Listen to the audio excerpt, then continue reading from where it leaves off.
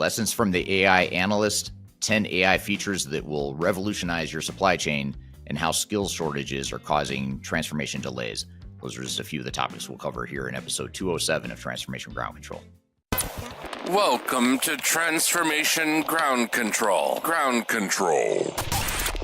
The podcast that covers everything related to digital transformation. This podcast features technology agnostic and international discussions related to digital strategy, software selection, implementation, change management, business process optimization, and everything else you need to know to make your digital transformation project successful.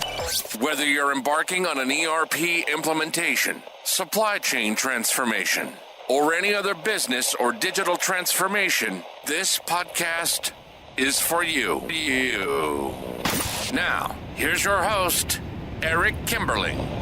5, 4, 3, 2, 1. Ground control to Major Tom. Hello, welcome to episode number 207 of Transformation Ground Control. This is the podcast that is the tech-agnostic view of digital transformation, including the people, process, technology, and strategy aspects of transformation initiatives. My name is Eric Kimberling. I'm the CEO of Third Stage Consulting, and we're an independent consulting firm that helps clients throughout the world reach the third stage of digital transformation success. And joining me, as always, is Darian Chwialkowski. Darian, thanks for being here today. Yeah, thank you for having me. A great show planned, and appreciate having you in the audience here today. We've got a lot of stuff we're going to cover. We're going to start off with some social media questions. We're going to get into some newsworthy topics in the opening segment. In particular, we're going to talk about how 67% of digital transformations are delayed due to skill shortages. And then we're also going to talk about how Microsoft is now joining the European cloud group that originally sued the company Microsoft. So it's kind of an interesting turn of the tide there that we'll talk about in the opening segment. And then later in the show, we'll have our guest, Vinnie Mirchandani, who recently published a book called The AI Analyst, and we're going to talk about lessons from the AI Analyst. So we're going to dive into not only the book itself, but we're going to talk about artificial intelligence and the impact it's having on the world and on enterprise technology. And we'll also talk quite a bit about the convergence of enterprise technology and AI, not only in the context of his book, but also his experience. He's a guy that used to work for Gartner and has been a industry analyst for a long time. So he's got a lot of knowledge to share, not only about his book, but about the enterprise tech in the AI space. So stay tuned for that. We'll have that interview here in just a few minutes. And then last but not least, later in the show, we'll talk about 10 AI features that can revolutionize your supply chain. And in particular, we're going to get into some use cases of how we're seeing AI actually being used in supply chain management and improving supply chains right now. There's a million different ways you could be using AI in your supply chain management endeavors, but we're going to talk about 10 in particular that we think are interesting, that we've seen companies and some of our clients use in their supply chains. But before we get all to that, let's start off with some of the social media questions we received here recently, Darian. Yeah, the first question today is, what is the top ERP in the USA for energy companies and manufacturing? For energy and manufacturing, I would give two very different answers depending on whether you're talking about energy or manufacturing.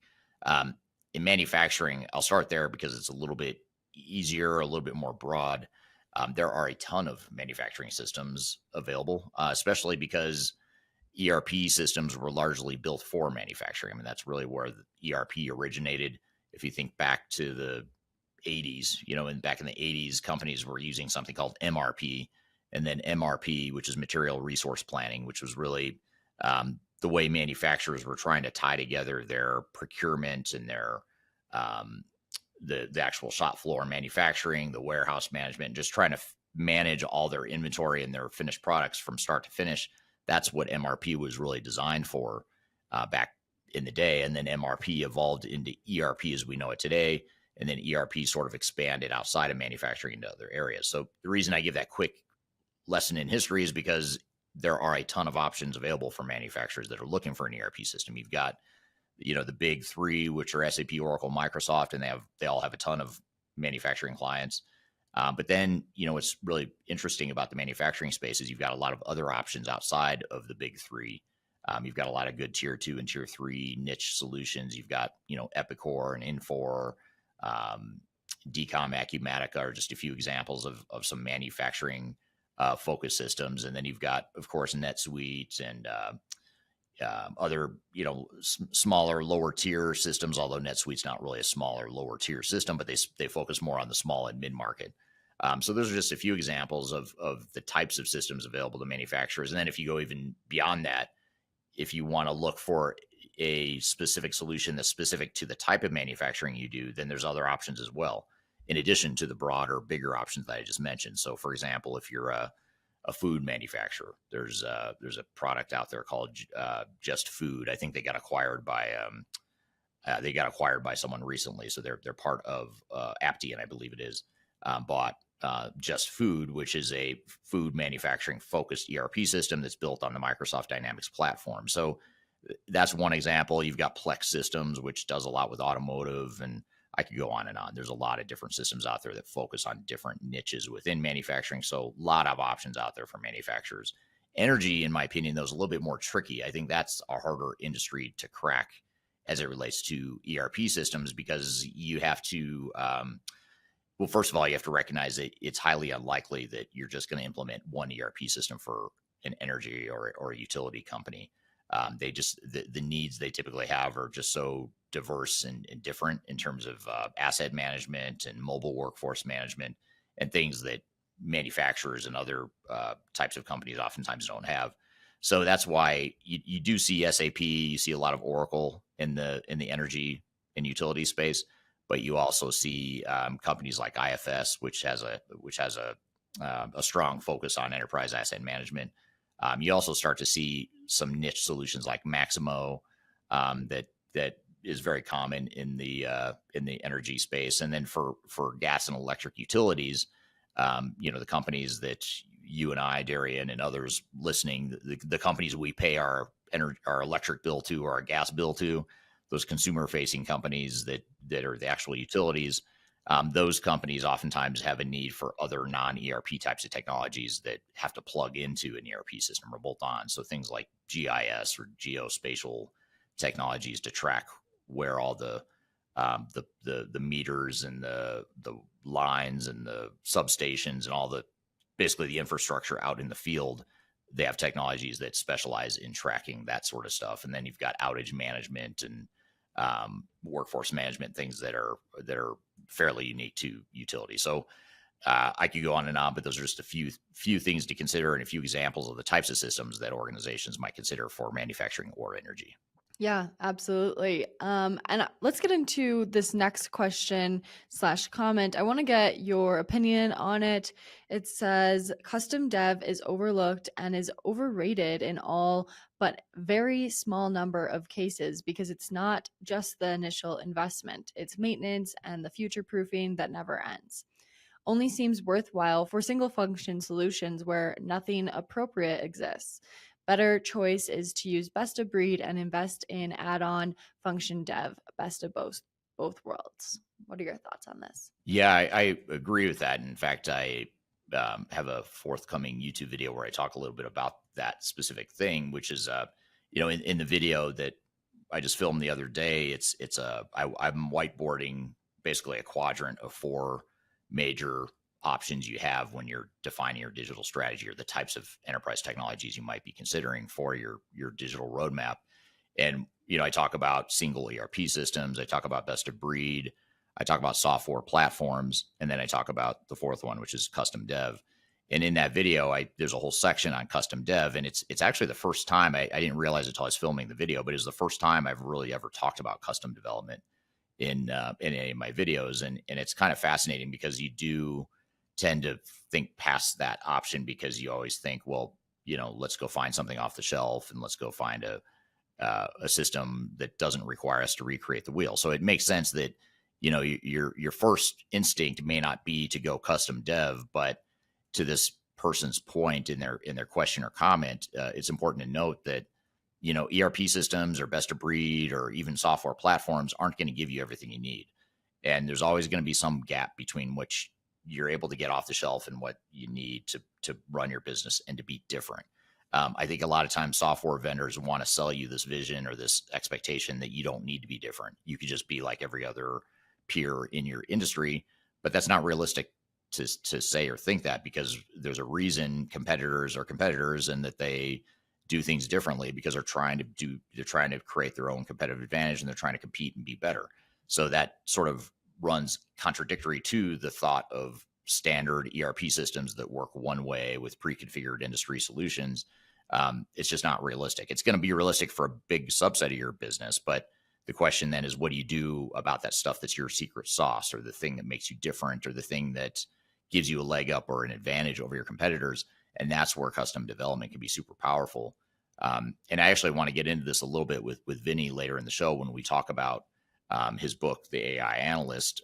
I also want to talk about how AI is impacting enterprise technologies.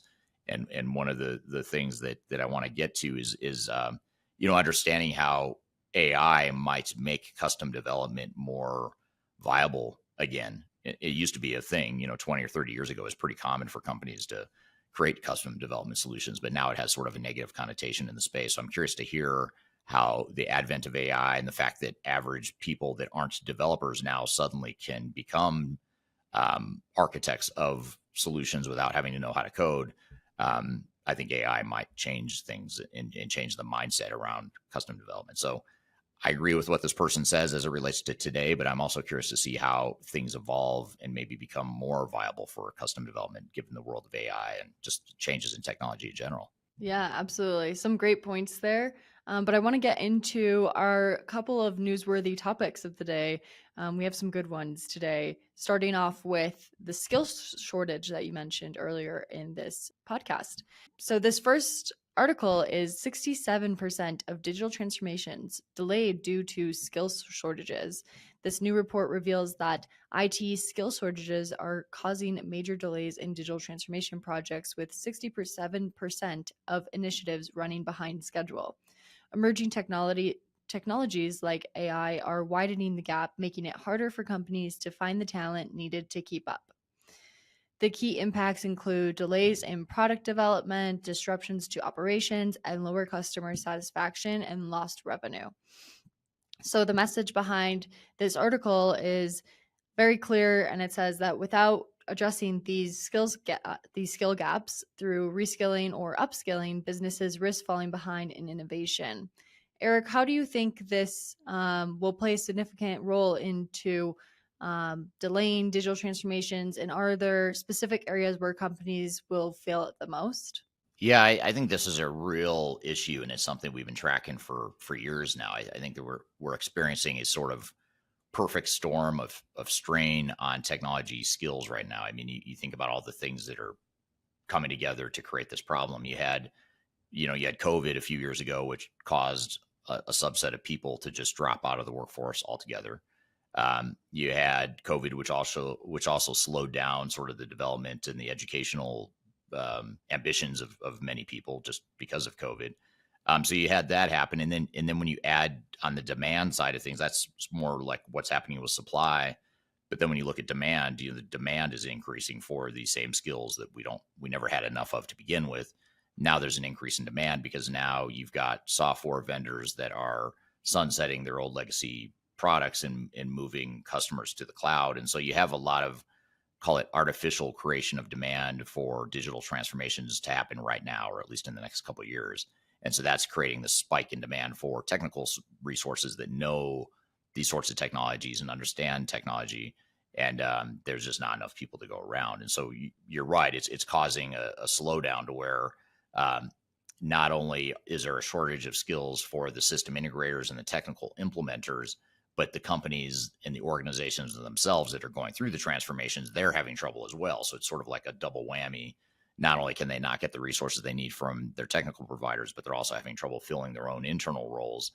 All that stuff's coming together to create this perfect storm of, a lot more demand than there is supply of these technical resources. So I think it's something you've got to factor into your project plan and your overall strategy and your budget and everything, just to make sure you're being realistic about, the realities of the backdrop you're working with. Yeah, absolutely. And do you have any strategies that organizations should prioritize to close these skill gaps? Does reskilling exist in the staff, or hiring externally, or leveraging third party? What do you suggest for companies that are experiencing this? Well, all those things you just mentioned, I think are good ones. I mean, if you could reskill, you can find more outside resources. I think reskilling and upskilling your own team is probably in my opinion, it's the best one because it makes you less dependent on outside consulting firms, outside consultants, and outside technical providers, to where you can sort of take more of an active role in owning and having buy-in into the overall project. So I'd say, yeah, I do all of the above to help mitigate that risk. Yeah, absolutely. And one more question. How do you think that skill shortages will specifically impact ERP implementations? And are there steps companies should take to mitigate these delays? I think first of all, if I'm backing up even beyond this whole skills shortage thing, I think software vendors and system integrators have always been fairly notorious for creating unrealistic expectations around implementation time and budget. So that was already a problem to begin with. And now when you add to the fact that finding the right resources to actually execute to that time and budget is making it even more difficult, it's fair to say that whatever proposal you get from your software vendor or your technical implementer or your system integrator or whatever you want to call it, it's fair to assume that it is completely underestimated. And you have to go in with that mindset, not to be not to go in with a negative mindset or a overly skeptical mindset, but you do need to be somewhat skeptical. You need to say, hey, I don't know that this is realistic, not only because the skills shortage, but also because companies themselves just have trouble changing fast enough as it is. And then when you add to the fact that you don't have the skills to execute quickly or quicker, even if you wanted to, or even if you could, culturally or organizationally, it just creates a number of different headwinds that you're up against. So I think the first thing is to go in with the realistic expectations, to where it's not technically a delay or a budget overrun, because you've planned for it. You've known all along what the real timeline is going to be, what the real budget is going to be, and you can still be aggressive and aggressively manage to those timelines and milestones. But when you go in with unrealistic expectations to start, that just creates a snowball effect of bad decisions downstream, because now you've got to start cutting, you've got to start reprioritizing, and you're never going to finish the product in a time or budget that was ever defined. And so now you're making it worse by adding the lack of skills and resources. So I think having those realistic expectations up front and really knowing what you're getting yourself into is the really important thing. Yeah, that's some great advice. And I'm sure this is something that we'll continue to keep tracking as the coming months and years. But I want to get into the next newsworthy article of the day. This one is about Microsoft. So Microsoft actually has joined CISP, which is a major European cloud group that has previously actually pursued antitrust legal actions against the company. This move was made shortly after settling those claims, and it has raised a couple of eyebrows, I guess you could say, in the tech world. So Microsoft paid £54,000 to join as a non-voting member, but Amazon, who is already a member of this group, voted actually to block their membership entirely.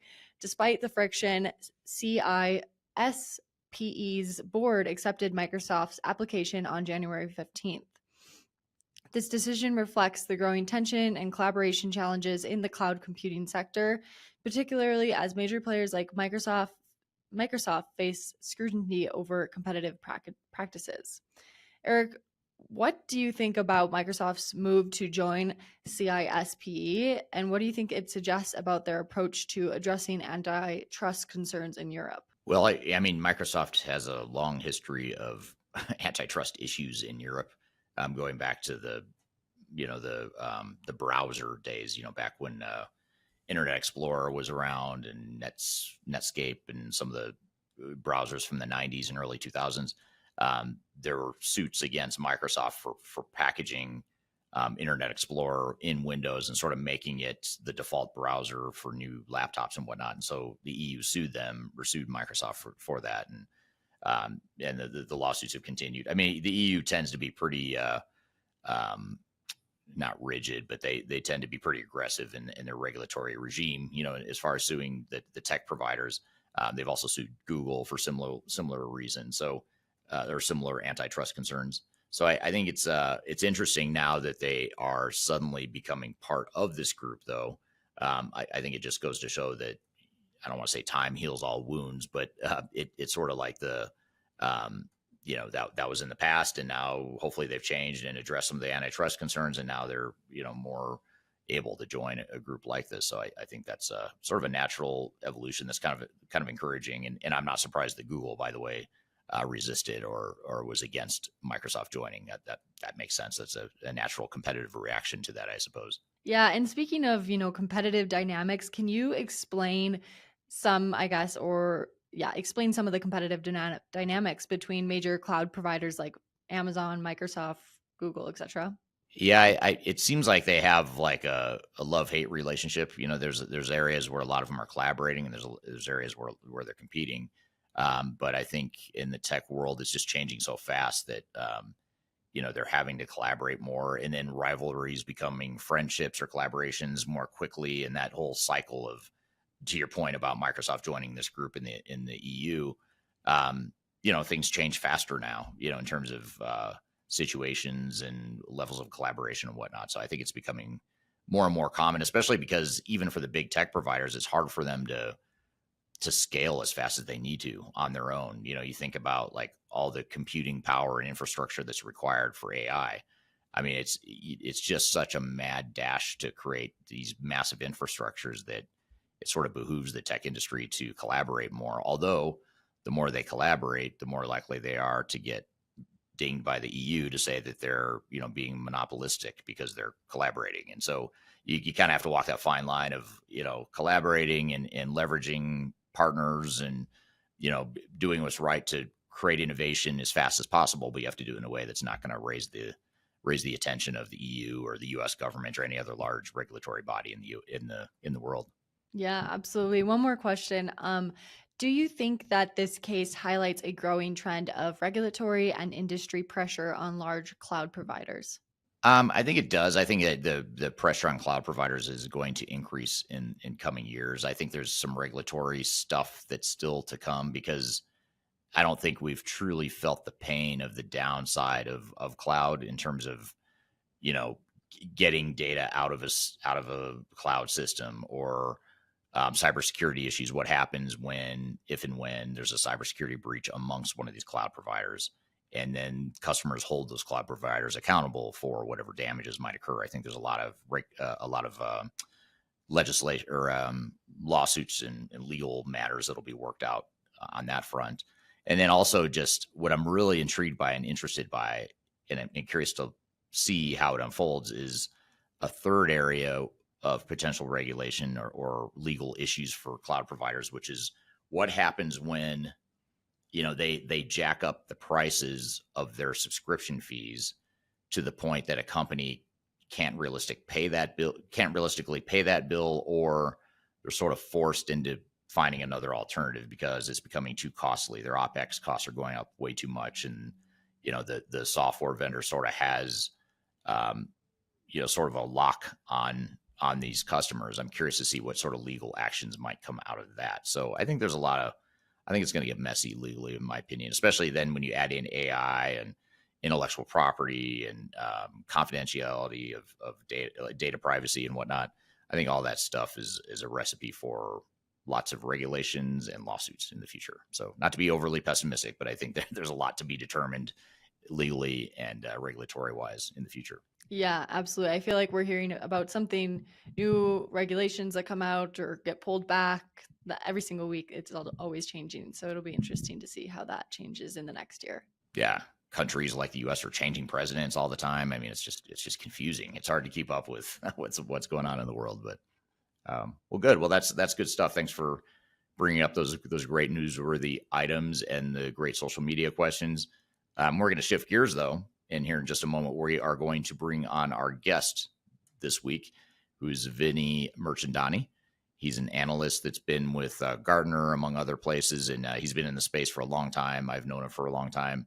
We've sort of crossed paths for a long time, and he's got a new book out. He's written several books, but his newest one is called The AI Analyst, and we're going to talk about lessons from the AI Analyst. In particular, we're going to dive into not only the book itself, but what it means to the world of AI in general and how AI is affecting ERP. So there's a lot of stuff we're going to cover here in just a few minutes with Vinnie. And then later in the show, we'll talk about how AI is changing supply chains and improving supply chains. So be sure to stick around for that. But first, we're going to take a quick break. We'll be back with more Transformation Ground Control.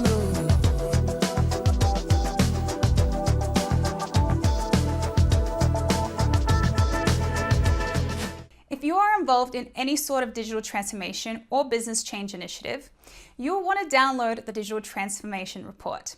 With its comprehensive overview of business and technology trends and best practices, this report is a must-have guide for any transformation project or executive team.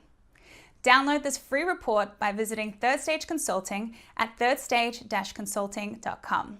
You can also visit our website to learn more about us or download independent reports, videos, and other best practices. Again, visit thirdstage-consulting.com today to learn how you can take your transformation to the third stage of success. Are you looking for ways to promote your product or service to enterprise technology decision makers and influencers throughout the world, like the ones who listen to this podcast? Major Tom Productions creates media, events, and influencer marketing for B2B technology providers. Our productions are exciting, educational, disruptive, and effective. Most importantly, they create results. Our content is unlike any other in this industry, engaging, influential, and trusted by technology buyers and influencers throughout the world. Each month, our productions reach hundreds of thousands of targeted buyers and decision makers who trust and engage with our honest and tech-agnostic content. With long-tail viral results and engagement with our content, Major Tom Productions provides a way to reach your target market and create awareness, calls to action, and a connection with potential customers. So collaborate with us today. Learn how we can feature your product or service on podcasts such as Transformation Ground Control, Journey to S/4HANA, and Journey to Dynamics 365. We can also feature your brand on our YouTube channel called Digital Transformation with Eric Kimberling, which boasts over 100,000 subscribers and over 2 million video views per year. You can also participate in our in-person events, including our Digital Stratosphere Conference. Contact us today to learn more. We can tailor a marketing campaign that works for you. We look forward to helping more people learn more about and become engaged with your brand.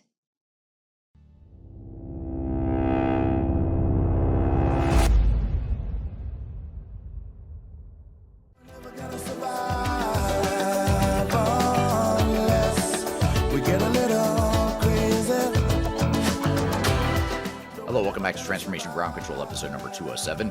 My name is Eric Kimberling. I'm here with Darian Chwialkowski. You can find new episodes of this show every Wednesday by going to transformationgroundcontrol.com. This show is produced by Major Tom Productions and sponsored by Third Stage Consulting Group, which is an independent consulting firm that helps clients throughout the world with their digital strategies, their software selection, their implementation planning, as well as their implementation program management and change management as well. So if you're interested in learning more about Third Stage, just go to thirdstage-consulting.com. I've also included links to our website in the description field below, in the show notes below. So I'm excited for our guest here, Vinnie Mirchandani, who is an analyst in the ERP space. He's written many nonfiction books about enterprise technology, but this is his most recent book is his first fiction work, which is called The AI Analyst. And so I wanted to have him on the show, not only to talk about this book, because it's not very often that you hear about a fictional book that's about AI and enterprise technology in particular, but also because there's a lot of lessons we can take away here in terms of how AI is impacting enterprise tech and just the overall evolution of enterprise technology. So we're going to talk about the book. We're also going to talk about the industry in general and some of the trends we're seeing as a result of that.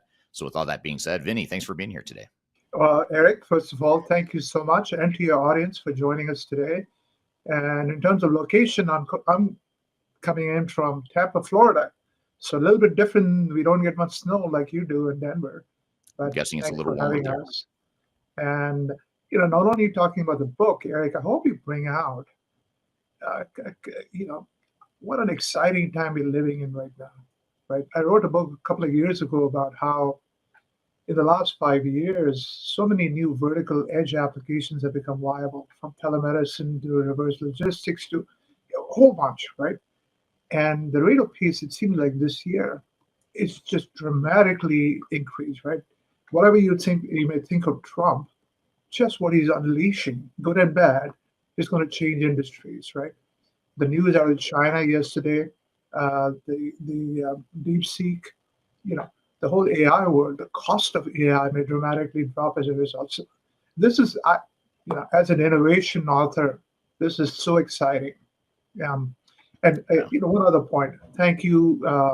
I know you offered to award a couple of winners of the audience today. Copy my book. Yep. Thank you for doing that.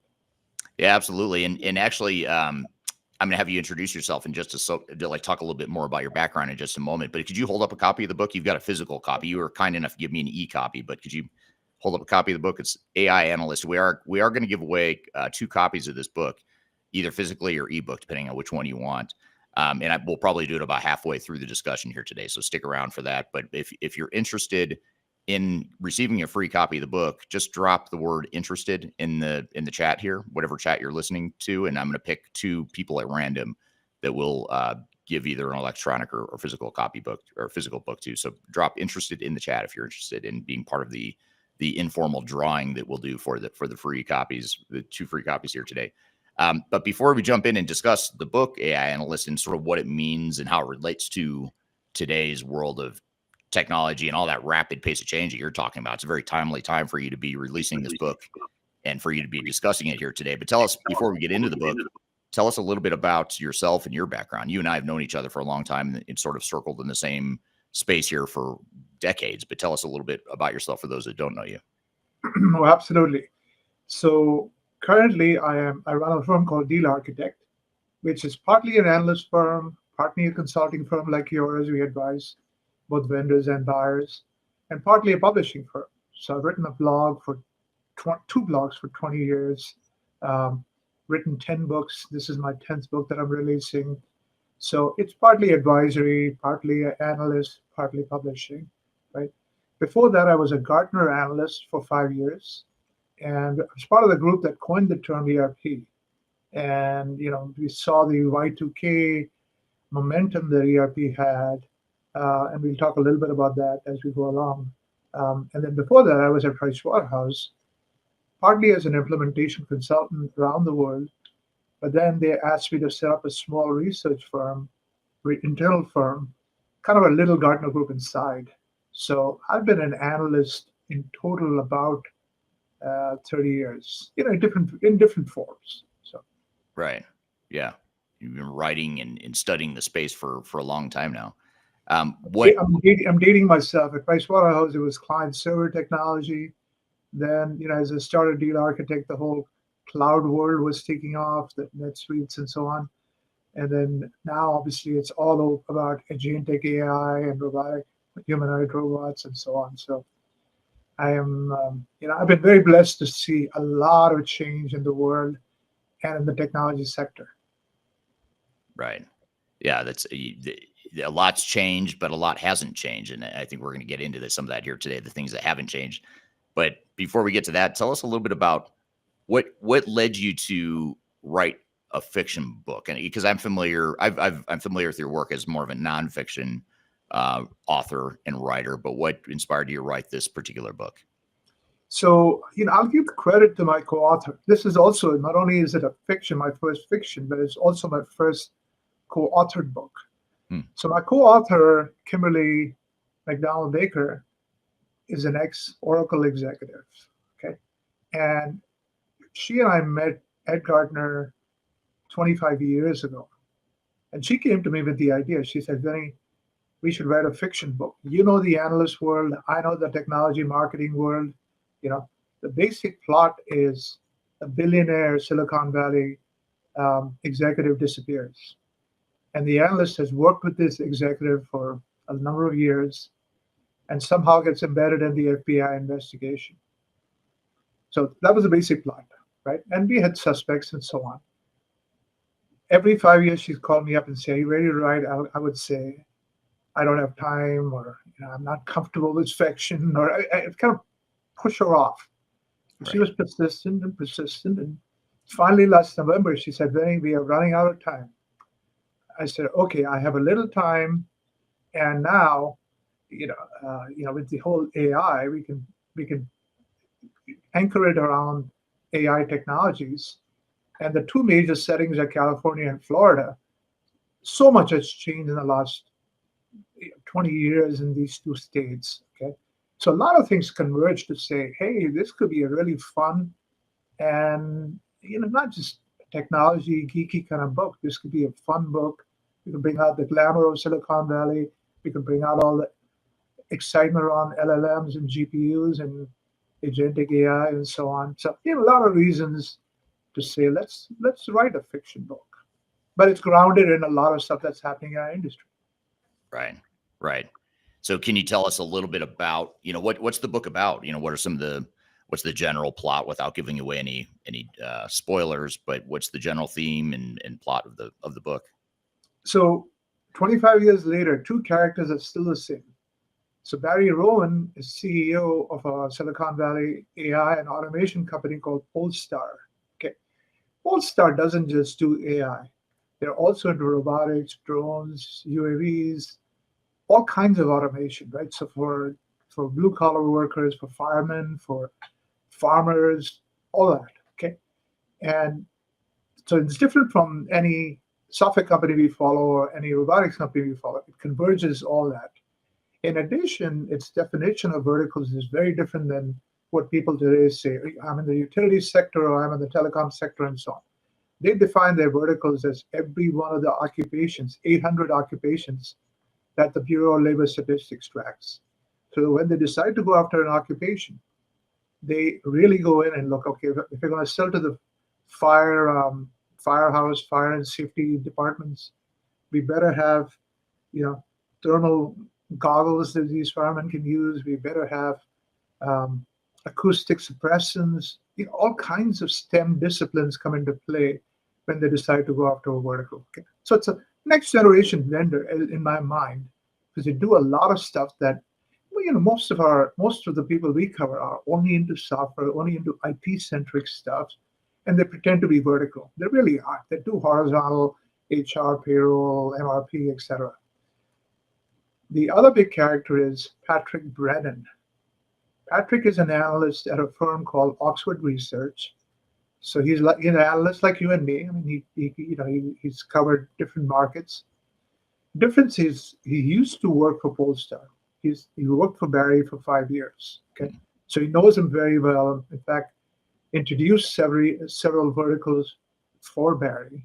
Okay, and so Barry disappears. Okay, and nobody knows what's happened to Barry. The FBI thinks he's absconded. In our sector, we are so proud of ourselves. We're ethical and blah blah blah. The FBI's most wanted list, one of the biggest categories is cybercrime. We're actually an industry of scumbags. So their immediate thought is Barry is absconded, right? Patrick gets involved in the search and investigation because his firm has done work for the FBI. Not only do they write research, they have their version of Magic Quadrants. They also have labs that test products, test security, et cetera, et cetera. So they've done work with the FBI. So Patrick, through his contacts, says, I know Barry, if I can help. So one thing leads to another, and he gets embedded in the investigation. Now, what they find is the list of suspects is long. Barry has many enemies. He's going through a bit of divorce, so his estranged wife is a suspect. He's fired several executives. Many of them are suspects. He's botched a couple of acquisitions, and their founders are suspects. Chinese intelligence comes into play because they're interested in his AI technologies. The mob is involved. I won't tell you. I mean, I won't tell you too much details, but the mob is involved. Latin gangs are involved. So there's a number of suspects, and Patrick actually helps them go through all that with a co-pilot called Sherlock that they've developed for intelligence agencies, and he helps the investigation actually becomes a key part of the whole investigation, including convincing the FBI that Barry is a fighter. He's not he'll given a choice, he'll pick fight over flight. He hasn't absconded. So that's the basic plot is, a search for a missing AI CEO. And it's not just the human detectives, obviously, and Patrick and so on. There's AI involved in the search. There are robotics involved in the search, and so on. So it brings out a lot of automation on how crime enforcement is using technologies. Yeah, yeah. So how did your background in being a technology analyst, how did that influence the development of the plot and its characters? Obviously, you're talking about AI and enterprise types of technology here, but what else, in terms of your background at Gartner and being an analyst, how did that help you inform and write the book? One of the biggest things that we had to bring out of the book was not assume that people know anything about analysts, right? So because what I found was in my initial surveying, people didn't know what a technology analyst does. They still don't, right? We're a mysterious crowd. They know they're influential, but very few of them know how we come up with our magic quadrants and how we do a surveying and so on. So I had to include some of the history of the industry analyst market just to set the stage on what does an analyst do and point out how influential, not just industry analysts, but Wall Street financial analysts and vendor market sizing analysts and so on. So in the prologue, actually, I have 2 pages that describe, I call it a small but influential club. And, I had to go through that. And then, throughout, I had to bring out, what analysts do and how they do it in the old-fashioned way and how that's changing, right? So this firm, Oxford, actually has a co-pilot called Curmudgeon that takes data from Google Gemini and ChatGPT and all that. It also mines Wall Street data. It mines its own query database, right? And then analysts enter into it, vendor briefings, vendor event information, and all that. Based on all that, it generates its first version of Golden Circles, which is Oxford's version of Magic Quadrant. So, it's how the analyst world itself is becoming a little more automated and so on. So, had to factor all that in. But the biggest challenge was, like I said, it's amazing how few people know what analysts do. Right. You just assume you throw darts and the magic quadrant happens. Right. Surely. I mean, how hard can it be, right? Absolutely. The audience to drop in the chat if you are interested in receiving a free book or a free copy of Vinnie's book called The AI Analyst, which is what we're talking about here today. Just drop in the chat the word interested, and I'm going to pick 2 people at random who are going to get either an electronic or a physical copy of the book here. And we've got several people who have already commented on being interested. I also wanted to share this comment with you, Vinnie, and I apologize. It's a long comment, so it's blocking your face on the screen here. Apologies for that. But it's from Dan Aldridge on YouTube. Dan says, I loved AI Analyst, Vinnie, and I found quite a few business lessons there, especially about the interaction of AI and enterprise software. Great stuff. Thank you, Dan. Thank you for that comment. And that's a great comment. That's a great review coming from an industry thought leader himself, or being a thought leader himself. But I'm curious, when you wrote this book, were you striving to write something like The Goal? If you're familiar with The Goal from Eli Goldratt, is it sort of meant to be a fable that also has business and technology lessons baked within it, or were you just going for a straight, let's just write a fun fiction book that's based on the world I know? I wasn't that ambitious, and we had to navigate. See, my background, I wanted to write a more geeky book, right? Like a Tom Clancy, a lot of detail about when you sit in front of ChatGPT and put in a prompt, what happens, right? It turns into double byte characters, Unicode characters, right? And then that gets turned into vectors and so on and so forth. My editor looked at that and says, Vinnie, stick to the plot.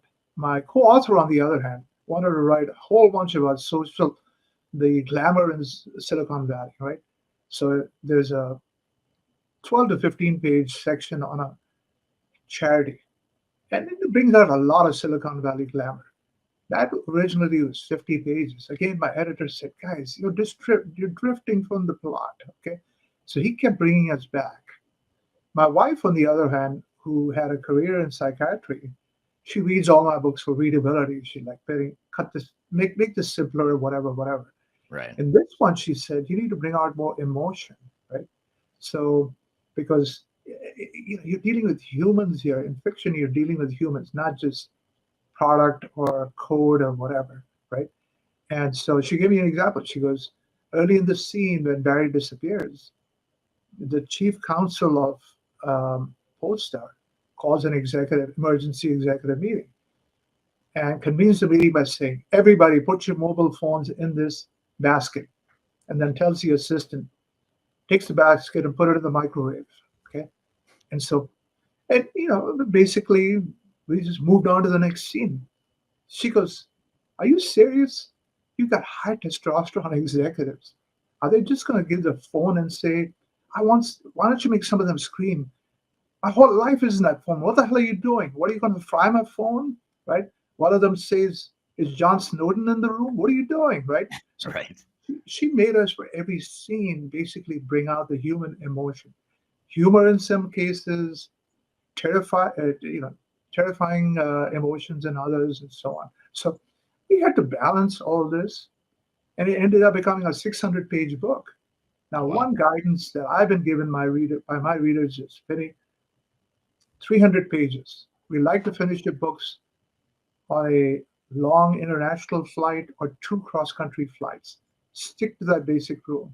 So I told my editor, take the machete out, cut whatever you need to, get it out to 300 pages, right? So we were not trying to be ambitious like the goal. We were trying to create something entertaining and yet bring out, very few books have been written about enterprise technology, and even fewer have been written about analysts, right? So we were trying to we had a number of goals, but the key role was stick to the plot and keep it entertaining. Yeah. Did you use AI to write any part of the book? I'm just out of curiosity. It was Nope. all Nope, not at all. interesting. Okay. AI is wonderful for paths that have already been trodden. When Yeah. you force it to start imagining things, you get all kinds of goofy results. Yeah. So we wanted to be original. We know so much about the industry, right? I don't need to ask ChatGPT, tell me about the analyst world. I know a lot more than whatever would be in ChatGPT. So Yeah, absolutely. Well, here's an interesting question from Darian on LinkedIn. I love this question. And the question is, how does the book reflect real world ethical dilemmas or risks in the tech industry like cybercrime or AI misuse? well, so there's several different points in the book. Patrick is asked by one of the investigators, is it possible that Barry suddenly caught religion? He felt guilty about what his AI was doing, and he's absconded. So Patrick has to go through a discussion of, hey, look, ethics in technology are not new, right? We've had it for 50, 60 years. We've had to have questions around ethics for robots and so on. Okay, so he says, first of all, AI didn't suddenly force ethical questions. People have been designing autonomous cars and answering the ethical question. If an accident is unavoidable, should the car protect the driver, or should it protect the child it's about to hit, right? So he goes on to describe, he says, we learned from the healthcare industry where there's a thorny ethical issue like, should we let a patient die, or, other complex issues. The healthcare industry can very quickly convene a group of advisors. It could be a local rabbi, a local priest, an attorney, and let the family talk to them and make a decision, right? So then it's set in stone. It's, that committee can decide, give them the ethical options to consider. And he says, we at Polestar follow that principle, okay? Society decides what is right or wrong. Society decides the laws. No single company can do that. So our job was to basically convene a small committee of executives, and an ethical issue came up, and resolve that, right? Now, that may not be the right answer for most companies. He just went through the whole process of, don't be prescriptive about it. because no company can decide it's right or wrong. Right. So that's one example of where Patrick actually explains ethics in AI. But throughout the book, I mean, we glamorize some crime, and on the other hand, you'll see there's towards the end there is comeuppance for many of the people who in the book do things they shouldn't have done. So, Mm. we tried not to be political. We tried not to be, just this is right, this is wrong. That's for the reader to. I don't. We didn't want to be judgmental in the book. Right. Yeah, absolutely. Not trying to get too controversial in the book. There's enough controversy in it already. It sounds like the Barry. It sounds like he's got his hands full just from the way you've described Oh, his. and Barry is not the perfect man. He's a womanizer. He's a cutthroat businessman, like any billionaire would be, right? So we don't try to. One of the arguments I had with my co-author was in the first draft. She said, Barry sounds too much like the Wolf from Wall Street. Barry, you're glamorizing Barry and his, bad societal behavior.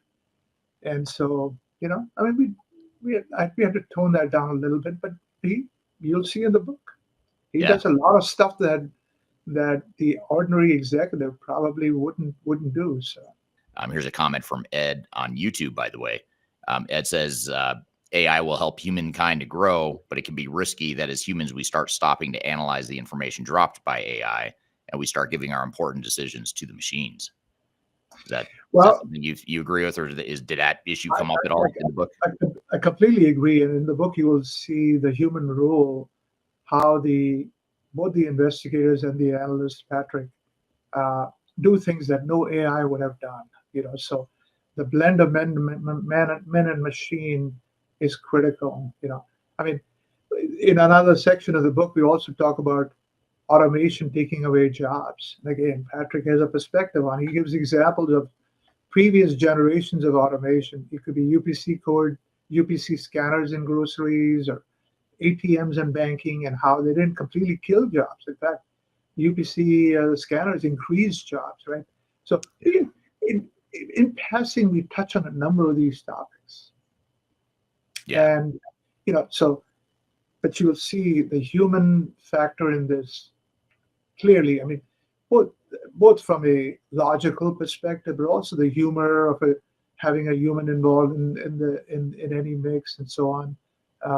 And the negative side of humans, right? We can be evil. So yeah. Machines are not by design evil. You can design them to be evil, but by themselves they're not evil.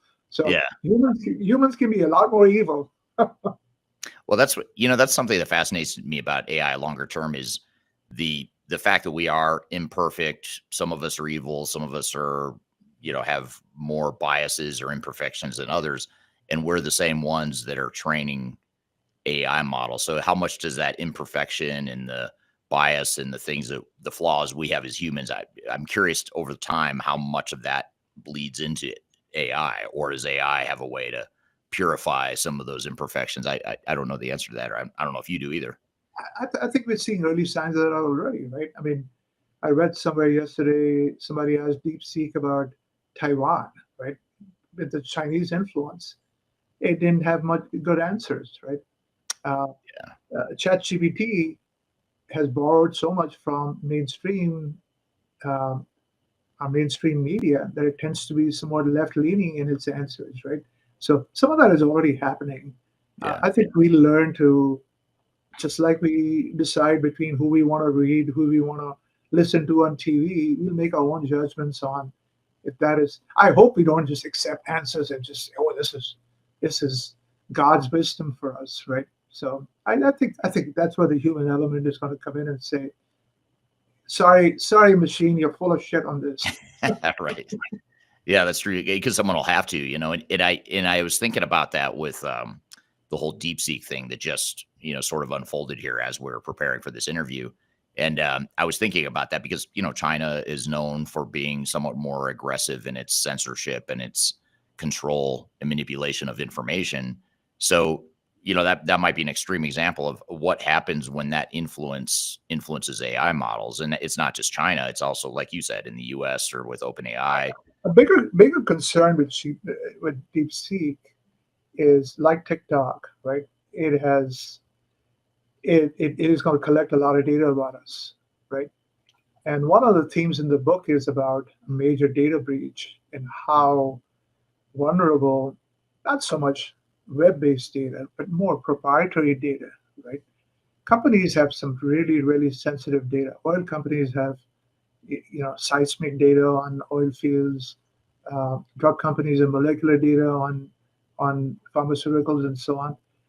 You won't believe even before AI became popular, the hacking effect attempts that are made on their data, and that has only increased because of machines cannot do all this stuff without getting a lot of data for that particular domain, right? So we bring out a lot of the. There's a character in the book who goes, I spent a lot of time in the Middle East, and we used to joke about who put our oil under their sand, right? And then he turns serious and he goes, nowadays we are saying who put our data in their data centers. We pretend like we own everybody's data, right? And so we're willing to hack into it. We're willing to steal it. So we bring out some of the data protection and data ethical issues that I don't think we've publicly talked much about. Right. Yeah. These are big issues that we've got to work through for sure. But I don't want to scare the audience off. This is not a geeky book. This is a fun book. Fun read. The other thing is also there's a lot of next generation. I mentioned Polestar as a next generation technology vendor, right? That we display. There's a next generation technology buyer in the financial sector that we bring out. We obviously bring out the next generation technology analysts. So as you read it, you will see the world that I'm seeing 2-3 years out, maybe 5 years out. Okay, so it's not just a narrow AI focused book in that sense. Yeah. That's a great point, and we're getting some general comments here, not just about the book, which in just a second I'm going to award the 2 free copies here in just a second, based on the people that dropped the word interested in the comments wherever you're listening or watching here today. But here's a question from Michelle on YouTube. Michelle says, a lawyer used ChatGPT to produce a brief complete with citations. He submitted it to the court. I'm not sure what happened to the lawyer when it was discovered that the citations had been made up.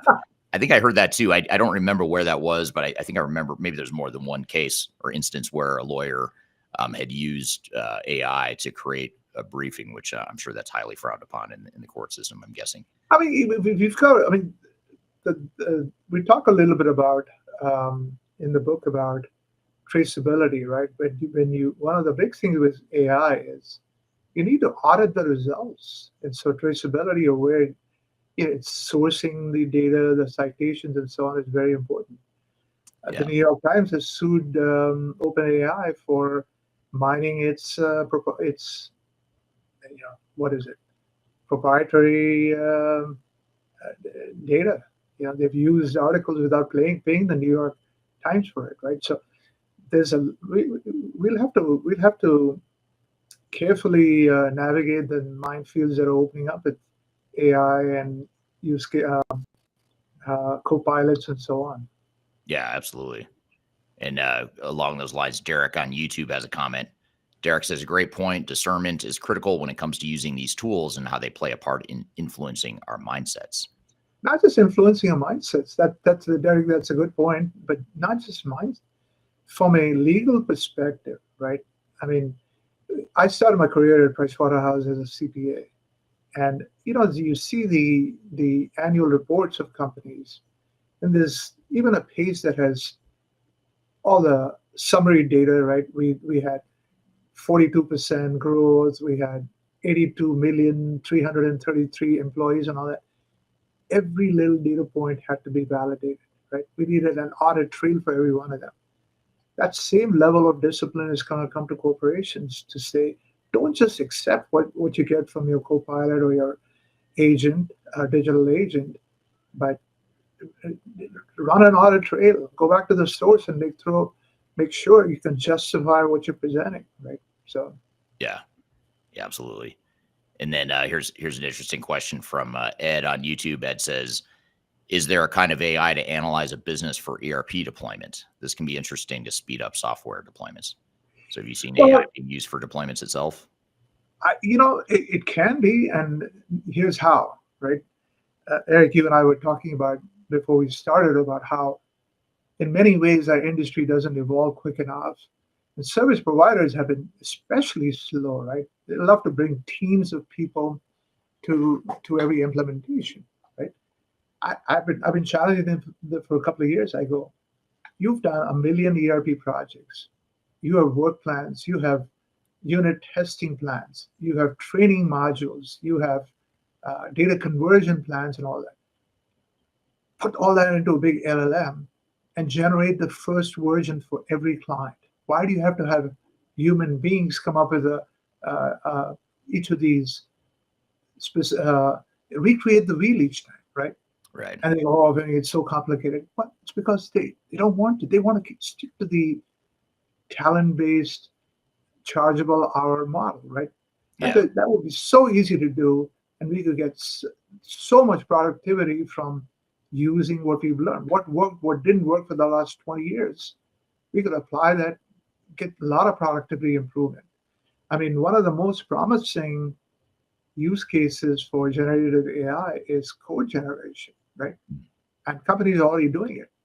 Why can't systems integrators do that, right? So, I mean, there's plenty we can do using AI to streamline and make our implementations a lot quicker, a lot more productive. I'm here with Vinnie. We're talking about his book, The AI Analyst. We've got a lot more to cover, but first we're going to take a quick break. We'll be back with more Transformation Ground Control.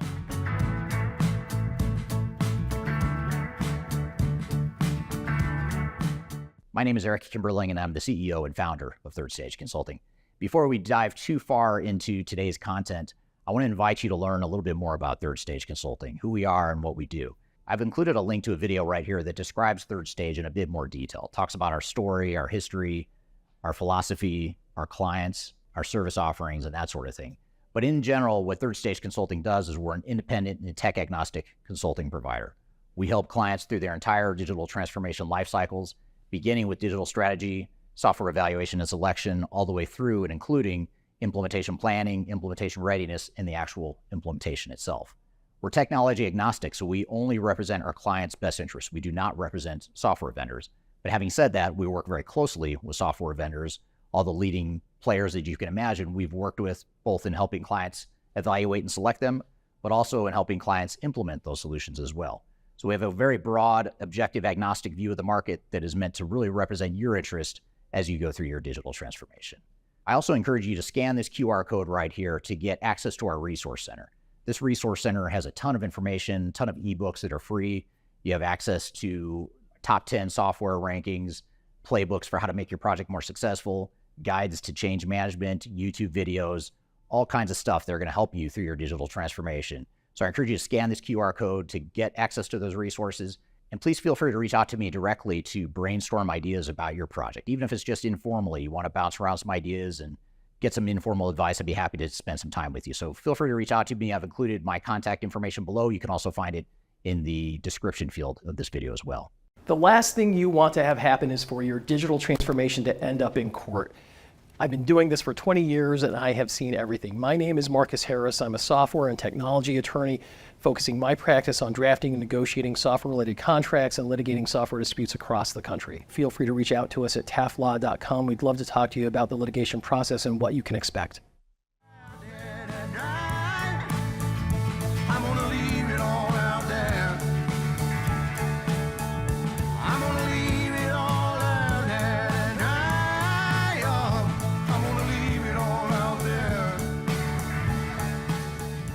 Hello, welcome back to Transformation Ground Control, episode number 207. My name is Eric Kimberling here with Darian Chwialkowski. You can find new episodes of the show every week by going to transformationgroundcontrol.com. You can also see past episodes and subscribe to the podcast by going to transformationgroundcontrol.com. I'm here with Vinnie Mirchandani. We're talking about his new book called The AI Analyst, as well as what it means to the enterprise tech space. Let's jump back into the conversation. Well, I'm going to take a moment here and award the raffle here, the 2 free copies of the book. The first one is going to go to Alcinda on LinkedIn. So Alcinda Moselaar. So we'll be sure to reach out to Vinnie Alcinda on since you're on LinkedIn, watching on LinkedIn. I've tagged him in the stream there, so you can contact him for that free copy. So Alcinda is going to get a free copy, as is Michelle on. I'm not sure where she's. Oh, she's joining from LinkedIn. I think she's on YouTube as well. So Michelle Norton from New Jersey is also getting a copy. So those are the 2 free copies that we're giving out. Be sure to get in touch with Vinnie to claim your free copy, and you can reach out to him. And by the way, while we're talking about it, Vinnie, where's this book available for people that are interested in buying a copy? The best source is Amazon, and 3 levels of pricing.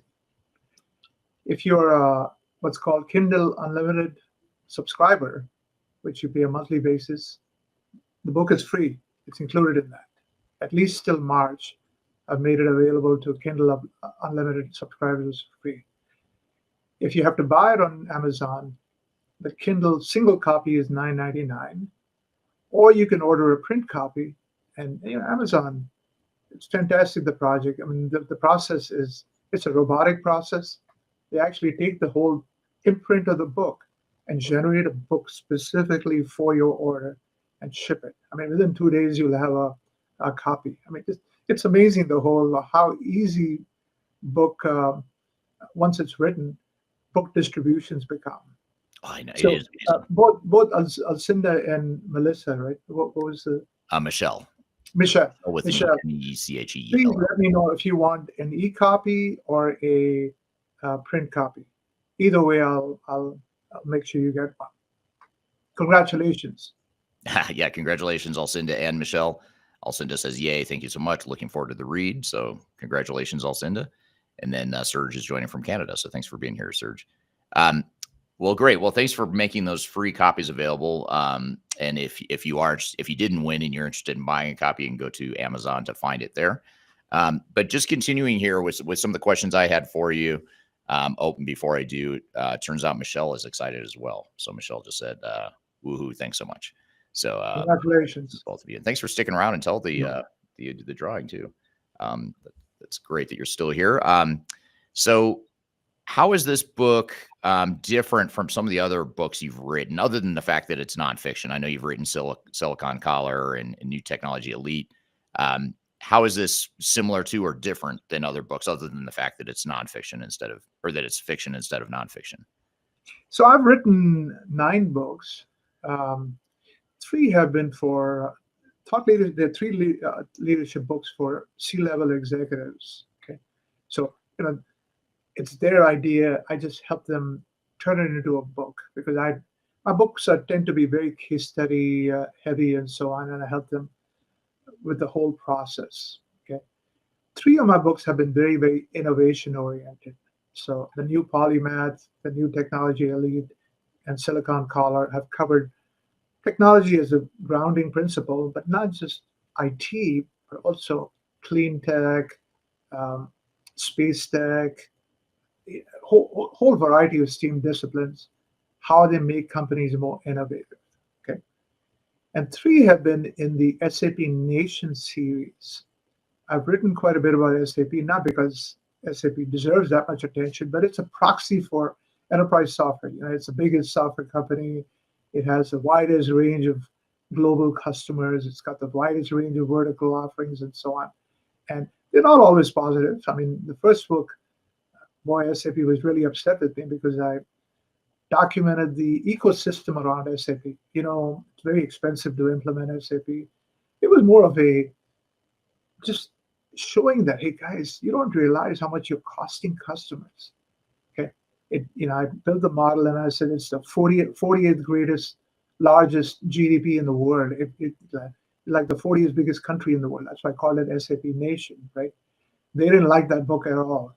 So but the other 2 books have been much more, generous, but fact-based, right? So Yeah, that's why I we're like. doing That's why I enjoy your work, because you're not afraid. You're sort of like me, or John Reed and the guys over at Diginomica, or some of the. There's very few people in this industry that aren't too worried about offending people, or just telling the truth and saying it like it is. And sometimes people don't like the way you talk or I talk, or people like John Reed and a few select others in the industry speak. But I think that's part of the problem with the industry. It's such an insular.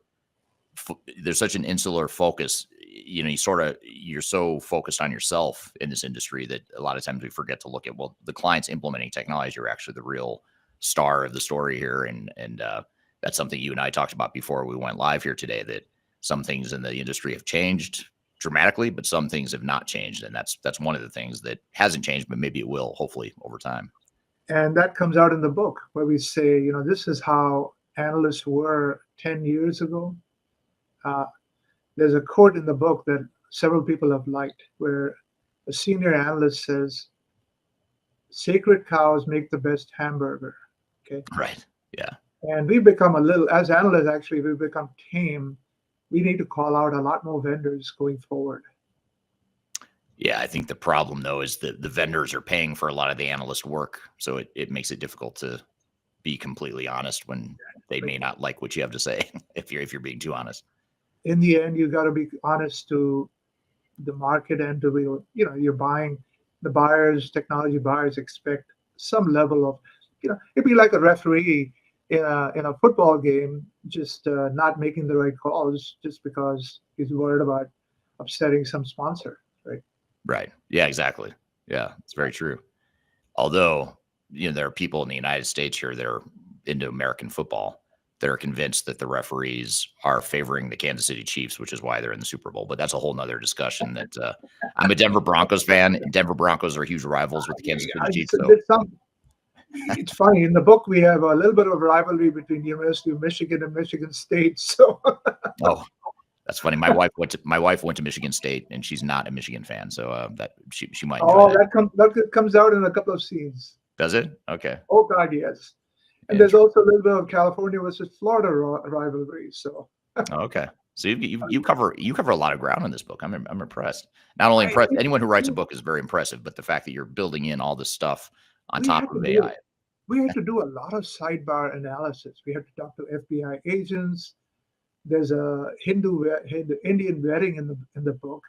We had to study all the rituals that happen in an Indian wedding, which is very colorful, but it's very, very nuanced, right? So a lot of research, nothing to do with technology. We had to do for the book. Yeah. The wildfire in Silicon, in California, the amount of work that firemen do to suppress fires and use aerial bombardment of flames and all that. It took a fair amount of research. Yeah, I imagine. Yeah, it's very, very cool. And here's a comment coming back to the point we were talking about earlier regarding AI being used in ERP deployments. This is from Anders on LinkedIn. Anders says, at this very moment, I'm using AI to modify SQL queries for an ERP implementation, taking the existing queries I have and asking ChatGPT to modify them for the interesting schema I'm encountering. So Anders sounds like he's on top of it in terms of using AI for his deployment. I mean, that to me sounds like a very, very it's a great use case for what ChatGPT could do, right? Can take existing knowledge and modify it a little bit. When you try to tell it to imagine a next generation unicorn, I don't know what you're going to get, right? Especially if some bias is built into the book where unicorns are evil or whatever, right? So right. So when people are reading this book, or as you were writing this book, thinking about the audience and their reaction and what they get out of the book, what is it that you hope the audience will take away in terms of entertainment, enjoyment, or knowledge and understanding? I mean, what are some of the major hopes that you have in terms of what people take away after reading this book? I would say 3 goals. First of all, hope they enjoy it, right? The plot, so many twists and turns, so many suspects. it'll keep them engrossed. And the earlier reviews that we've gotten have been very, very good. Okay, so enjoy the book, put your work aside for a moment, and then maybe come back a second time and look at it as my vision of next generation buyers of technology, vendors of technology, analysts of technology. Okay, and then a minor third goal is to hopefully expose you to the world of analysts, my community, people like you and me, Eric. Hopefully, it gives us a little bit more respect in the marketplace. We're a needed function. People don't know what the hell we do, right? So we don't often get the I don't want the recognition, but certainly allow us to do our job would be my request. Because you and I get a lot of pressure for you're biased or whatever. And people just throw out stuff without knowing what we go through and make our decisions. So, yeah, I'd say 2.5 goals. The third one is kind of a nice to have. Yeah. It'd be interesting to see if the world of enterprise tech and consulting, being analyst, I wonder if that will ever reach the point of mainstream understanding in the same way that police officers, detectives, lawyers, doctors, like all these professions you have TV shows and movies about, but nothing about enterprise tech analysts. I wonder why that is. Maybe people aren't as interested in this stuff as. Well, so I'm going to be humble there and say, God bless the firemen and the first responders and all that. Okay, so I don't think we'll ever reach that status in society. Right. Yeah, you have. But I would hope 1 or 2 movies are made about where an analyst is at least a bit player in a movie, because we are important to the technology sector. Yeah, I was excited when that show.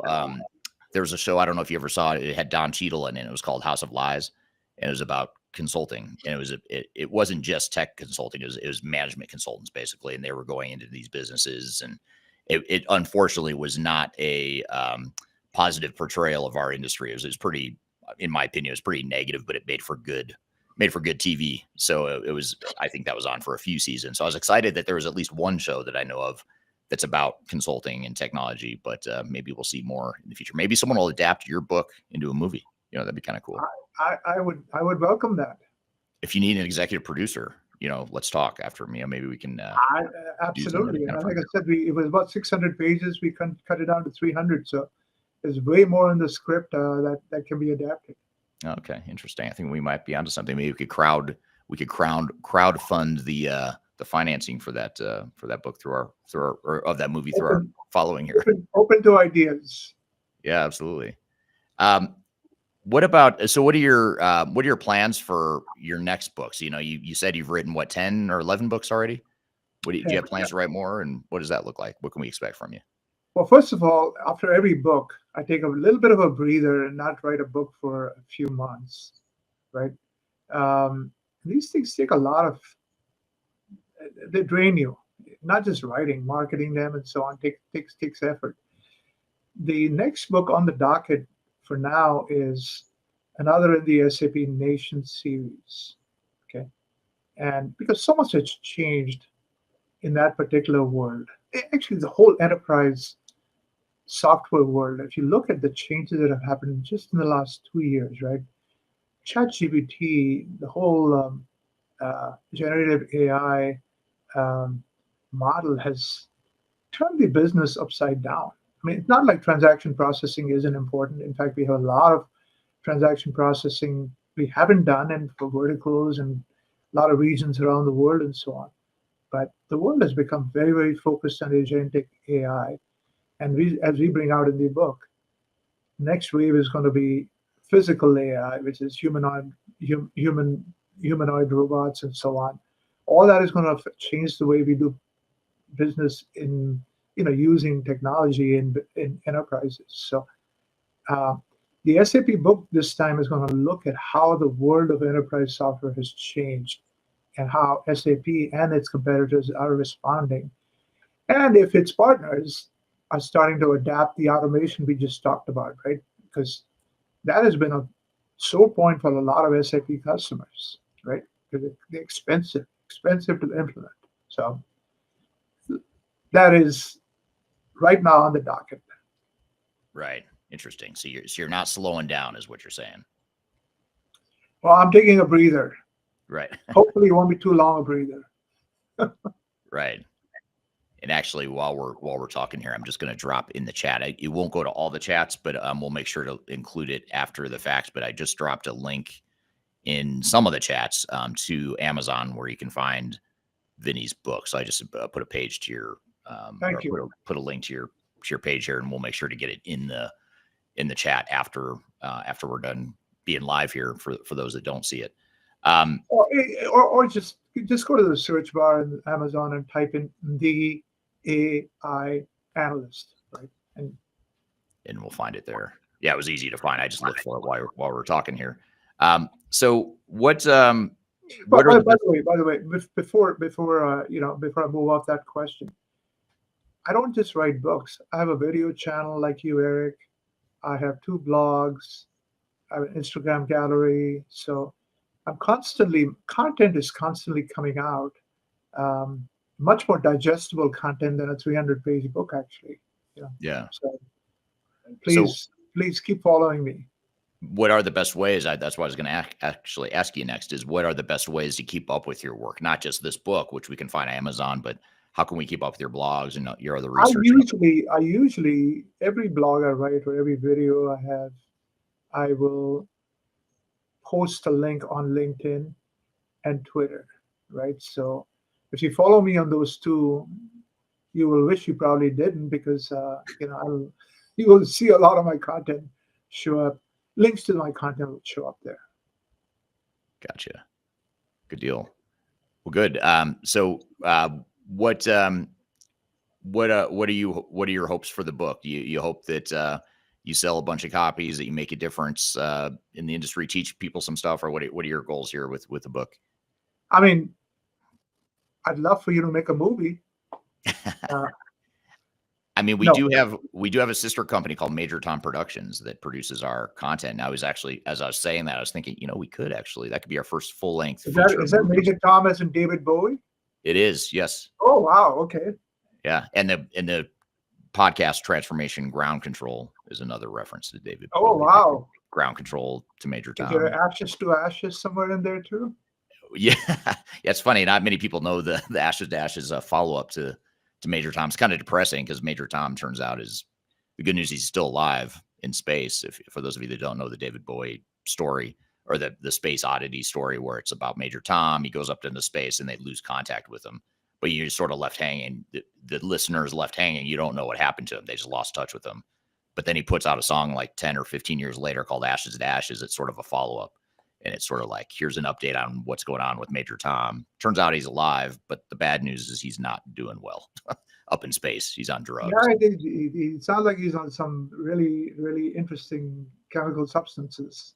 Yeah, that you couldn't find on Earth. So only David Bowie would write a story like that.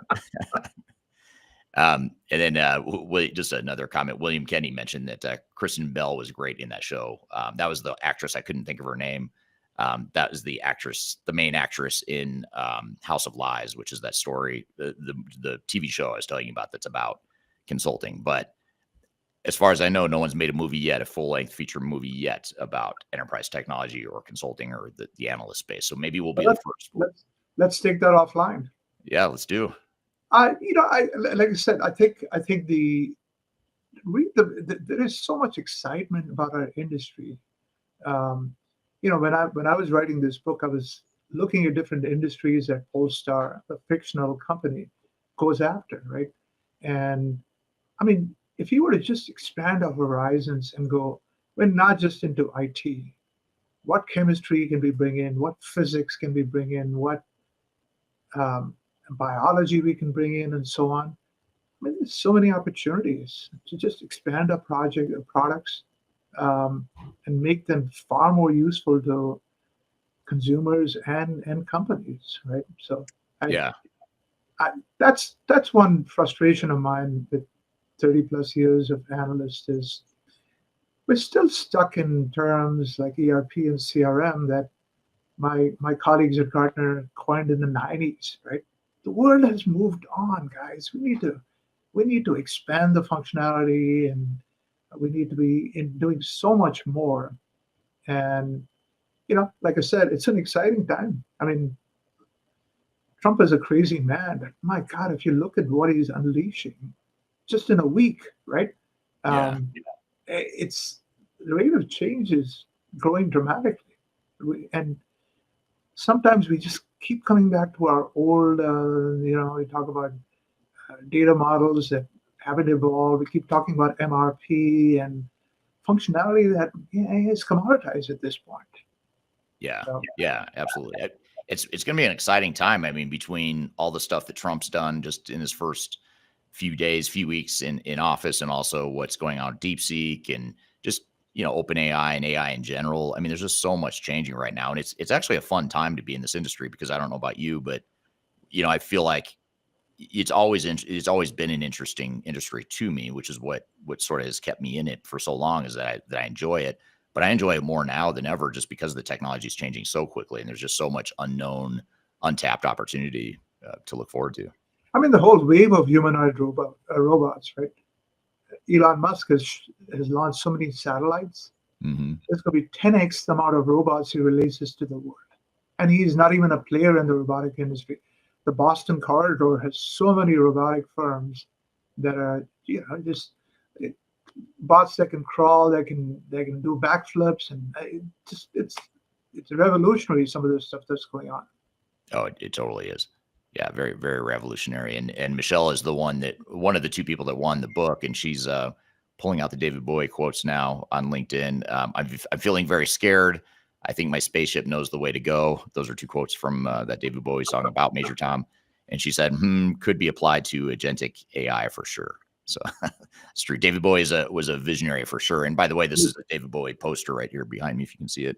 There's a David Bowie thing right there. But for those of you that are watching this, but I'm going to ask you one last question, Vinnie, and then I'm going to let you go, because I could keep going for hours, and I know we both have our real jobs to get back to. But this is from Xenon on LinkedIn.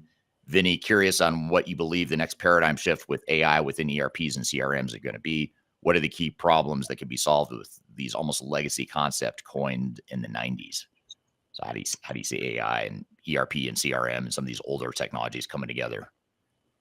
I think one of the issues I have with the technology, with ERP, CRM, all the enterprise application sector, is we have a lot of very good enterprise architects. We've had Hasso Plattner, Larry Ellison, Jan Bahn, Parker Harris at Salesforce, brilliant enterprise architects. We don't have enough equivalent business architects, right? I went to an Amazon distribution center a few years ago. I got a tour of a distribution center, and it just blew my mind, because everything was designed around, let's bring work to the worker rather than have the worker walk around and find stuff and bring it and pack it and so on. Okay, so they have conveyor belts, miles of conveyor belts. They have Kiva robots that bring stuff to the worker. They have tape cutting machines that cut the precise amount of tape depending on the box to be used and all that. And the worker really is there to validate and pack, and then another set of machines takes over and applies the shipping labels and so on. Another one tells the person at the shipping dock to how exactly to pack the truck for optimal usage of the space and so on. Okay, just a fascinating use of technology to make a worker a lot more productive. Okay, and who designed that? If you're told an enterprise architect, I'm not picking on Larry Ellison, but if Jeff Bezos had called Larry and said, "Hey, Larry, I need a new warehouse system," he would have taken his old stuff, put it on the cloud, and said, "Here." He wouldn't have rethought the whole thing, right? It took a business architect to rethink what the warehouse should look, next generation warehouse should look like. I think that is that to me is a big opportunity, both for CRM and ERP. We have so many new vertical opportunities, so many new global nuances that we need to introduce. we should be getting more functional architects involved in the mix, because otherwise, we'll try to use LLMs and so on without really bringing these new business concepts into play. That to me, I think is a big weakness right now in the industry. So, Yeah. long answer to your question, but No, that'll be interesting to see how that plays out, because I think you're right. The technologies that we're using today enterprise wide, for the most part, is pretty outdated. Even though we're moving to the cloud and we're adding AI into these solutions, it's still sort of the same outdated mentality of how to design and build and deploy these systems. and as a result, if you look at the first set of use cases that have come out of generative AI from the Salesforces and the Workdays and the SAPs and so on, if you look at our income statement, right? SG&A is something we have been doing for a long time. So we can get good HR use cases. Yeah, it can generate better employee descriptions. Or Salesforce has agents that can do better customer service. None of them is doing anything operational, right? For operational, we need domain expertise for that industry, for that process in that industry, and we need the data. Enterprise software does not have either. Okay, so till they get there, and you can't do that without having the functional expertise to go in and convince somebody, hey, look, give me some of the pharmaceutical molecular data, right? You got to talk to them in a different language than LLMs and GPUs and all that, right? So I want the industry to become much more functionally smart in many, many new areas.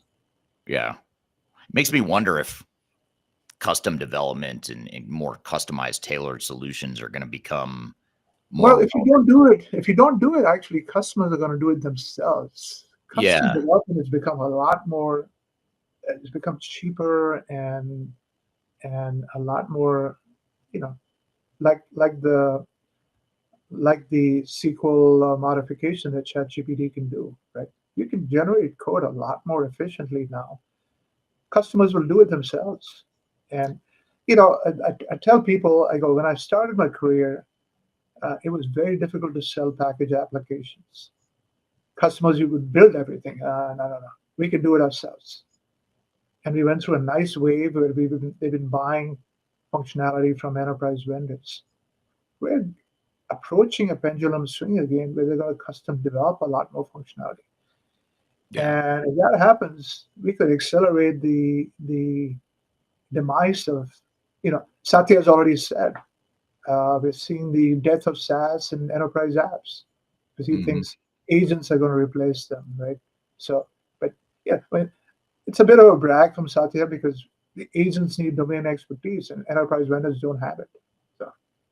Yeah, and it's if you can get a really strong business architect, like you were talking about, business architects and people that really understand operations and business processes and workflows.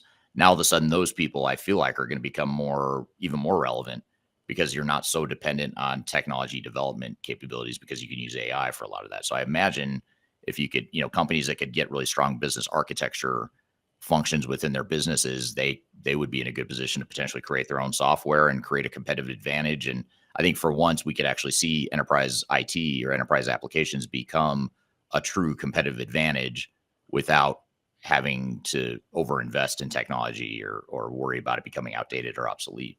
Flip side is you don't need complex enterprise apps. You could take platforms and use those domain experts to build their own applications. It's a risky time. I see a very risky time for enterprise apps over the next few years. I agree. Yeah, I agree.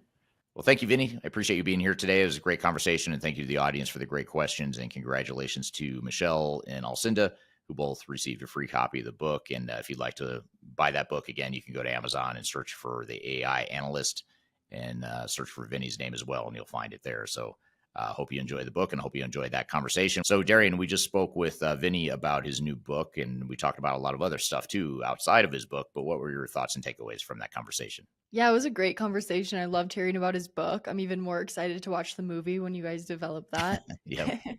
I think that will be a great watch. But I do have a no couple pressure there for us. Yeah, exactly. I do have a couple of follow-up questions related to the conversation. One being, you guys discussed how analysts have become almost tame and less critical of vendors. From your perspective, Eric, how can analysts or consultants balance staying honest while maintaining a strong vendor relationship? Yeah, it's a good question. I mean, I think it's really hard. And I'll admittedly answer this from a biased perspective because, third stage consulting, we're independent, we're tech agnostic, and we don't just say it. It's actually part of our business model in terms of not accepting money or payments from vendors. Vendors don't hire us to do work. They don't give us kickbacks or commissions to recommend their product to anyone. So it's easier for us to just, speak the truth and speak from a client's perspective without having to worry too much about whether a vendor might get offended by what we say. For example, there's a lot of times I'll put out videos where, the reviews of different technologies, and I always try to talk about the pros and the cons. And that's true for any system. I mean, any discussion I ever have about technology, especially when it's on camera, on video, you're going to hear me talk about these are the things that are great about the product. Here are the things that are weaknesses, and you've got to figure out what balance is going to work for you. So not having money exchange hands is probably the easiest way, but the analyst model, I think it's kind of broken because it's, on one hand, you need the ecosystem supporting you as an analyst. And when I say ecosystem, I mean software vendors, all the system integrators and consultants that are aligned with the software vendors or represent the software vendors. I mean, that's a majority of the ERP and enterprise tech space are these biased players that focus on one specific technology, and their job is to promote one specific technology. These are the same people paying analysts to provide sort of an objective, big picture, bird's eye view of the enterprise tech space. And so I think that's a conflict right there. So I don't know how you do it, to be honest. I think the analyst model is completely broken. I think the only way to really get around it is to say, if we're an analyst firm and we want to be truly objective, the only way to truly do that is to non-technology providers are your customers. So in other words, it's the end customers, the end clients. Though if those are your only paying customers, then your analyst work is untethered from what software vendors want you to say. Then it becomes more about what your clients are looking for. What's the value they want? What's the honesty and truth and transparency they're looking for? And you can provide that. Now it's easier said than done because once you do that, now suddenly I don't want to say you're an enemy of the software vendors, but you're not on their side. It's sort of like software vendors just have this weird way of thinking that, well, if you're not on our side, then you're against us. And sometimes vendors think that about us at third stage. They think that we're against them because we're not with them per se. We're not there to represent their product and talk about how great it is and recommend it every single time a client asks what the best system is out there. If we're not towing the line, then we're not on their side. And so it's just the way it works. I don't know why it is. I couldn't tell you the whole sociology behind it all, but that does seem to be the unfortunate reality. So I think just cutting the financial incentive to be biased, I think that's the biggest thing you can do. Yeah, absolutely. That's a great point. And one more follow-up question / topic that you guys touched on is the idea of proprietary data protection and ethical breaches was definitely mentioned during this conversation. How do you see these risks playing out in ERP implementations where sensitive business data is often at stake? Well, it's always been a risk because, anytime you're bringing in third parties to mess with your data and, cleanse it and map it to new systems and migrate it to your new systems, you're inherently exposing yourself to a certain amount of risk. But AI is sort of opening it up to AI and the cloud, I'd say, are both exposing us to additional cybersecurity threats. On one hand, you could say, well, these big tech providers are much more likely to provide a more robust, more sophisticated cybersecurity regimen, which is true. But these big tech providers, AI providers, cloud providers, they're also becoming bigger targets for cybersecurity criminals. So they've got a bigger bullseye on them now because they're housing so much sensitive information, especially, you think about these cloud providers or these AI providers that are dealing with government data or, proprietary trade secrets. I mean, that's pretty appealing stuff if you're a cybersecurity criminal or if you're trying to steal intellectual property. I mean, suddenly the cloud and AI is very appealing. So you're going to go after these big providers. So I think the robust protection is more sophisticated from these big tech providers because they've got more money, more R&D behind it, more resources to protect the data. But on the flip side, sort of countering that advantage is the fact that now they've become more of a bullseye, and there's more potential attacks happening with these big companies. So I don't know. It'd probably be an oversimplification to say that it's a wash in the end, but I think the advantage you get from having a big tech provider might be somewhat muted by the fact that there's now more of a bullseye on them. Yeah, absolutely. Well, to bring it back to AI, I'm excited to get into our next section or topic of the day, which is 10 AI features that will revolutionize your supply chain. Yes, this is going to be based on a YouTube video I published recently. We're going to talk about the 10 use cases that we're seeing recently with supply chain management. And what we wanted to do in this video and in this next segment is talk about not only what could be with AI and supply chain management, but what we're actually seeing. Here's some examples of how we're seeing AI being used in the world of supply chain management. So it's meant to be somewhat forward looking, but also looking grounded at the present. What are the realities of how supply chain managers are actually using AI and starting to use AI right now? And hopefully this gives you some ideas to think about how you might embed AI into your organization. So I'll be curious to hear your feedback as well. But we're going to play you that clip here in just a minute. But first, we're going to take a quick break. We'll be back with more Transformation Ground Control.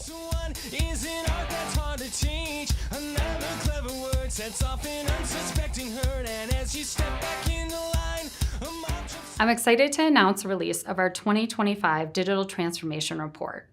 It's available now on the Third Stage Consulting website, www.thirdstage-consulting.com. This report gives you an unbiased, technology-agnostic insight to help you optimize your organization's projects for success. Get your copy today using the QR code in front of me or on our website. Are you looking for ways to promote your product or service to enterprise technology decision makers and influencers throughout the world, like the ones who listen to this podcast? Major Tom Productions creates media, events, and influencer marketing for B2B technology providers. Our productions are exciting, educational, disruptive, and effective. Most importantly, they create results. Our content is unlike any other in this industry, engaging, influential, and trusted by technology buyers and influencers throughout the world. Each month, our productions reach hundreds of thousands of targeted buyers and decision makers who trust and engage with our honest and tech-agnostic content. With long-tail viral results and engagement with our content, Major Tom Productions provides a way to reach your target market and create awareness, calls to action, and a connection with potential customers. So collaborate with us today. Learn how we can feature your product or service on podcasts such as Transformation Ground Control, Journey to S/4HANA, and Journey to Dynamics 365. We can also feature your brand on our YouTube channel called Digital Transformation with Eric Kimberling, which boasts over 100,000 subscribers and over 2 million video views per year. You can also participate in our in-person events, including our Digital Stratosphere Conference. Contact us today to learn more. We can tailor a marketing campaign that works for you. We look forward to helping more people learn more about and become engaged with your brand.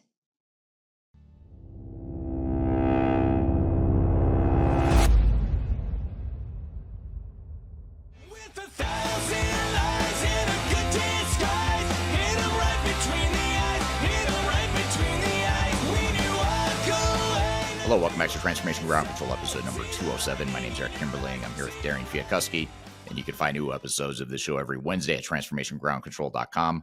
This is the podcast that's tech agnostic, covers everything you need to know about digital transformation strategy, including people, process, technology, and everything else you need to know to make your initiative successful. And show is sponsored by Third Stage Consulting, which is an independent consulting firm that helps clients with their digital transformations. If you'd like to learn more about us, I've included my contact information below. And our next segment here is about AI and supply chain management. We want to play you this clip from my YouTube channel where we talk about artificial intelligence and how we're seeing it start to be used in supply chain management. So let's roll this clip and we'll come back and talk about it here in just a few minutes.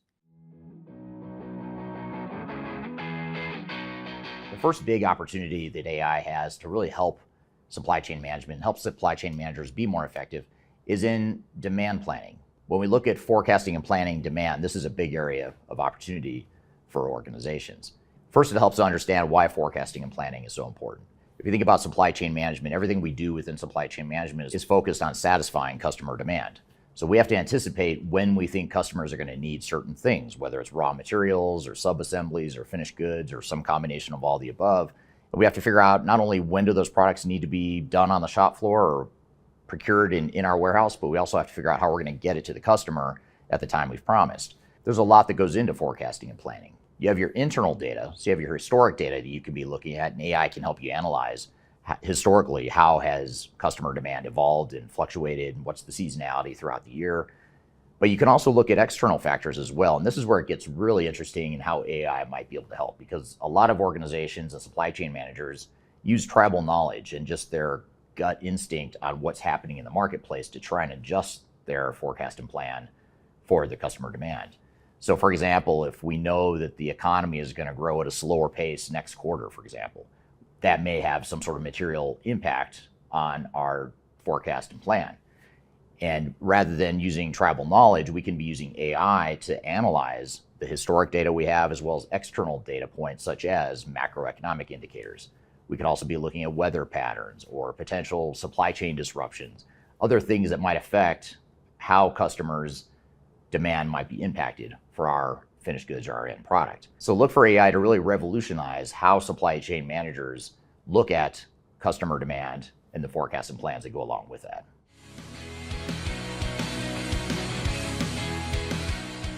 Inventory is one of the biggest costs that a lot of supply chain intensive organizations have. You think about all that inventory you're sitting on in your warehouse and your multiple distribution centers throughout the world, and that's a lot of money. That's money that's on your balance sheet. Those are assets that are sitting there that could be generating cash. If you have too much inventory, then your costs are too high and you're not generating cash flow fast enough. So if we can optimize inventory, that's ideal. We can find that balance between making sure we don't have too much inventory and we're sitting on wasted inventory or potentially obsolete inventory, but we also want to make sure we have enough inventory to where we can satisfy customer demand when they need it. We also want to know that we can plan for stockouts and that sort of thing.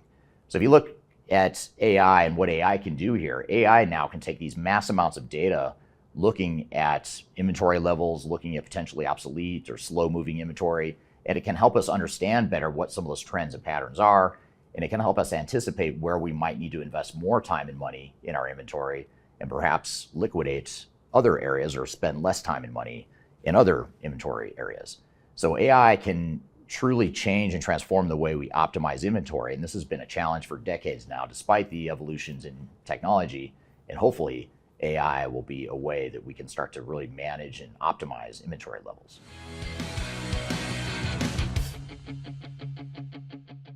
Most supply chains we work with involve multiple systems, multiple data sources, both tribal and centralized data sources. And that makes it very difficult to have real visibility into what's going on throughout the supply chain. With AI, even if you have disparate systems, you're going to be able to look at multiple data sources now and understand and have better visibility across the enterprise. Not only do you have access to this data because of AI, but now you can have a conversation with AI to get to that information easier.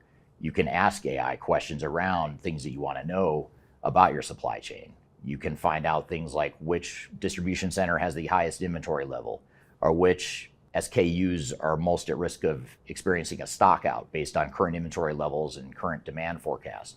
There's a lot of different things you're going to have visibility into that you may not have today. And it's really a great opportunity for us to rethink how we use technology to get better visibility into supply chains. And better data, better visibility, better understanding, better information, that really is the holy grail of effective supply chain management. And that's where AI is going to really help revolutionize supply chain management as we know it today.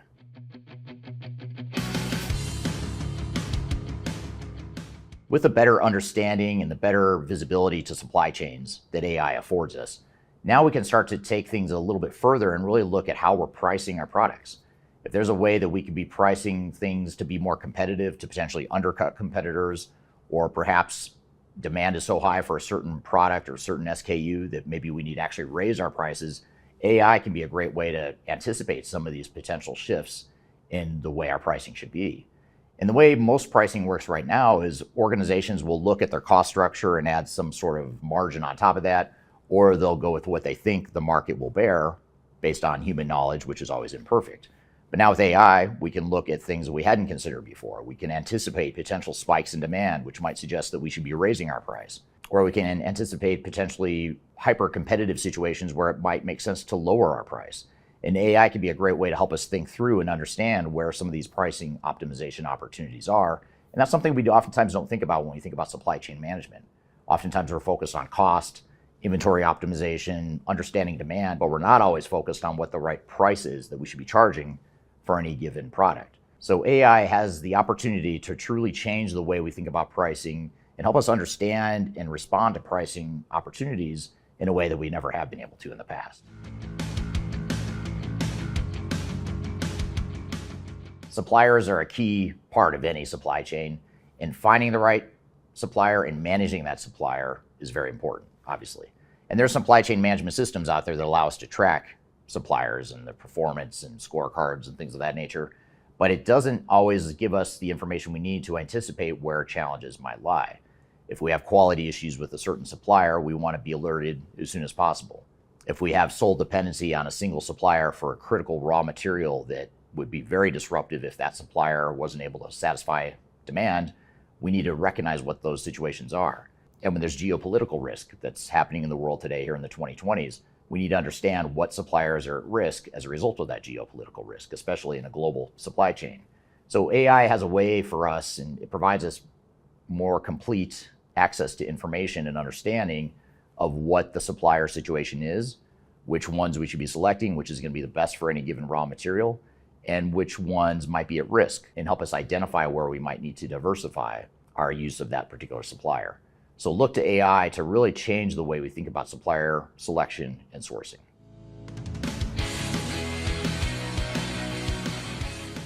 When we look at the procurement aspect of supply chain management, that's one of the most important things, because there's not only so much money being spent to procure raw materials or finished goods, whatever the case may be, for your supply chain, but there's also the opportunity, either through human error or more nefarious behavior, for there to be fraud in the procurement process. If you think about it, for some organizations, I could create a vendor named Eric Kimberling, and I could go ahead and pay Eric Kimberling $1 million for some raw material that we never received.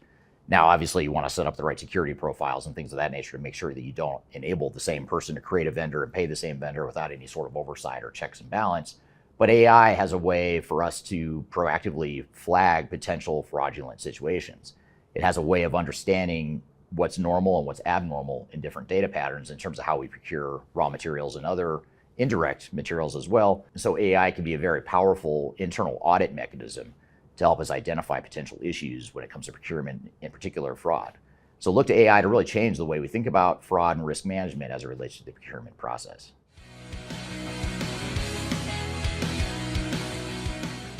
For supply chains that are very capital intensive, that involve expensive machinery, expensive trucks and fleets, things of that nature, predictive maintenance is a big deal, because you want to make sure you're maintaining those assets and you're getting the most out of those assets for as long as you can. And the key here is you don't want to spend too much money on maintenance, but you don't want to spend so little that things start to break and it creates disruptions in your supply chain. So AI has a way for us to more intelligently anticipate where the needs are, where the potential risks are within predictive maintenance. If you think about, for example, a piece of machinery that is particularly stressed or is experiencing a big spike in usage, a human may not recognize that or may not recognize the increased need for maintenance and repair on that machine, but AI might flag that and say, hey, this is an abnormal use of this piece of equipment, so there should be more inspection happening or more maintenance and repair happening. So we look to maintenance and repair. That's a big opportunity for us to really optimize how we're managing our assets to make sure that we're getting the most out of the assets without stressing the asset so much that it breaks and creates a disruption to our supply chain.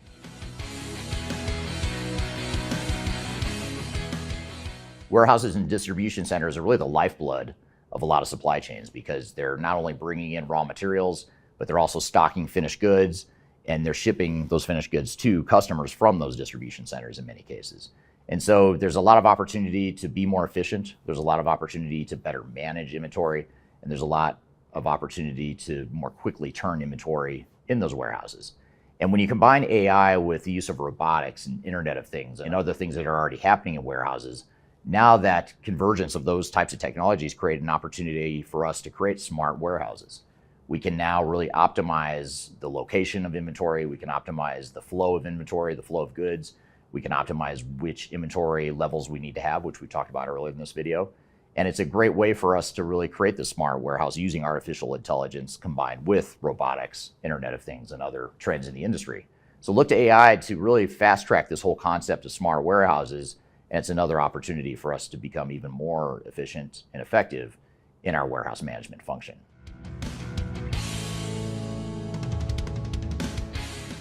We talked earlier in this video about supplier management and procurement and how we can better manage those suppliers. And within that, there's also the aspect of contracts. When we think about contracts we have with suppliers, there's different terms and conditions, there's different criteria that need to be met. And if we can use AI to flag potential non-compliance or potential issues with contracts, that's something that is a big pain point for a lot of supply chains today. You think of an organization that has hundreds or maybe even thousands of suppliers with thousands of different contracts and terms and conditions, it can be overwhelming for any supply chain management person or a procurement professional to manage all those different moving parts and details. So AI can be a great way to leverage and understand where there might be contractual issues or potential opportunities to renegotiate with customers and suppliers. So look to procurement and contract management in particular to be totally transformed by AI here in the near future as well.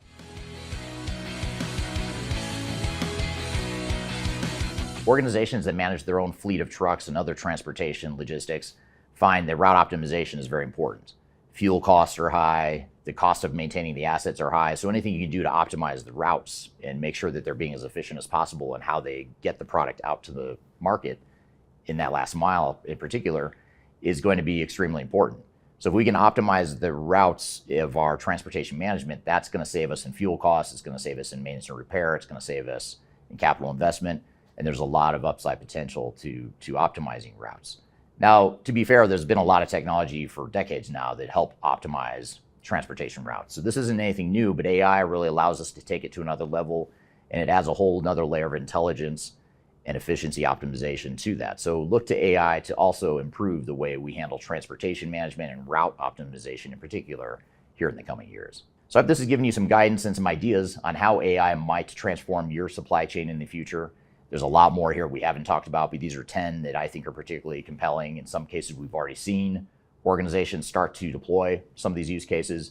In other cases, they're in the early stages of thinking through these things.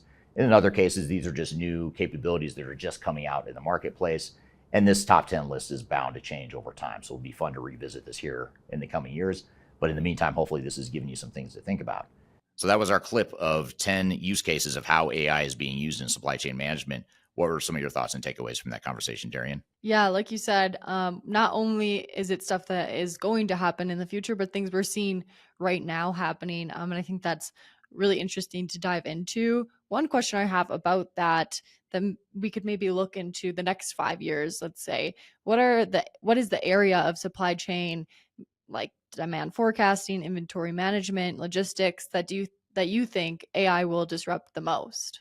It's a great question. I mean, there's so many areas I think it will disrupt, but I think honestly, demand planning is probably the biggest opportunity, the biggest low-hanging fruit. Everything in supply chain management is complicated. It's complex because you're dealing with so many different moving parts. You're dealing with raw materials. You're dealing with the distribution of those raw materials, the transportation logistics. You're dealing with the warehouse management when the raw materials come in. You're dealing with the manufacturing, the distribution, the order taking. There's just so much stuff. Supply chains are very complex. That's why the shifts we're seeing in the world of supply chain now are so extreme, because it's taken so long to build these global supply chains, and now a lot of countries, including the U.S., where you and I are based, but other countries as well, are becoming more nationalist. They're becoming more focused on bringing home or onshoring back, some of their production and some of their supply chain functions, largely because they saw what the downside risk is of having an overly global supply chain. So that's why these changes to supply chain management in general are so extreme, because it's such a complex network.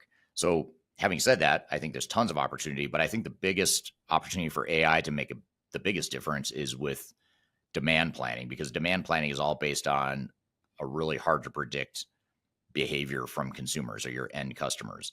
So trying to anticipate what they're going to do based on not only historical data that you have internally, but also looking externally at what's happening with different economies or weather patterns, or even exchange rates, or what treasury departments are doing in terms of interest rates. There's all these different variables that can affect demand for your product or service. So if you can use AI to understand all these external and internal factors better than any human could, I think that's probably the biggest area where you could see the biggest lift. Yeah, absolutely. And one final question, I want to get into, I guess, the human element of this. With AI taking over many analytical tasks and other things, how do you see the role of supply chain professionals evolving? Well, I think to be a good supply chain professional, you're going to have to understand enterprise technology, but in particular AI and data science. I think if you have a supply chain background and you combine it with AI and or data science, I think that's a super, I say deadly combination, but I mean it in a good way, not a bad thing, but deadly as in you're going to be unstoppable, and you're going to kill it in your career or whatever. So I think that's what I see coming. Yeah, absolutely. Well, some great use cases in that last segment there for what's going on in the supply chain world. Yeah, exciting stuff for sure, and we're curious to see how that unfolds, and love to hear from you too, the audience. Any thoughts you have on how you think AI is going to affect supply chain management, or just businesses in general. I'd love to hear your comments in the chat. So be sure to drop those in the comments here wherever you're listening and watching here today. So thank you for a great episode here, Darian. I appreciate you being here, and appreciate the audience being here. We've got a great set of guests coming up in the coming weeks, so be sure to stick around for that. We've got next week, we'll have Aaron Patterson from the Third Stage Consulting team. He's going to be on talking about the Matrix ERP project in the UK. It's a massive, huge ERP project. We're going to talk about what that means, what it looks like, and what we think will happen with that project. So be sure to stick around for that. We're going to talk about IT vendor management with Scott Bickey from Infotech here in the coming weeks. We've got a lot of great guests coming up. We've also have Jan Bond, who's going to be on in a few weeks talking about composable ERP. So stick around and be sure to keep up with this podcast, because we'll be covering a lot of great topics with different guests here in the coming weeks. Again, you can go to transformationgroundcontrol.com to subscribe to whichever platform you prefer. You can also go listen or watch to past episodes as well. So go to transformationgroundcontrol.com. And in the meantime, we'll hope to see you here again next week. Have a great week, and we'll see you on the next episode of Transformation Ground Control. Take care.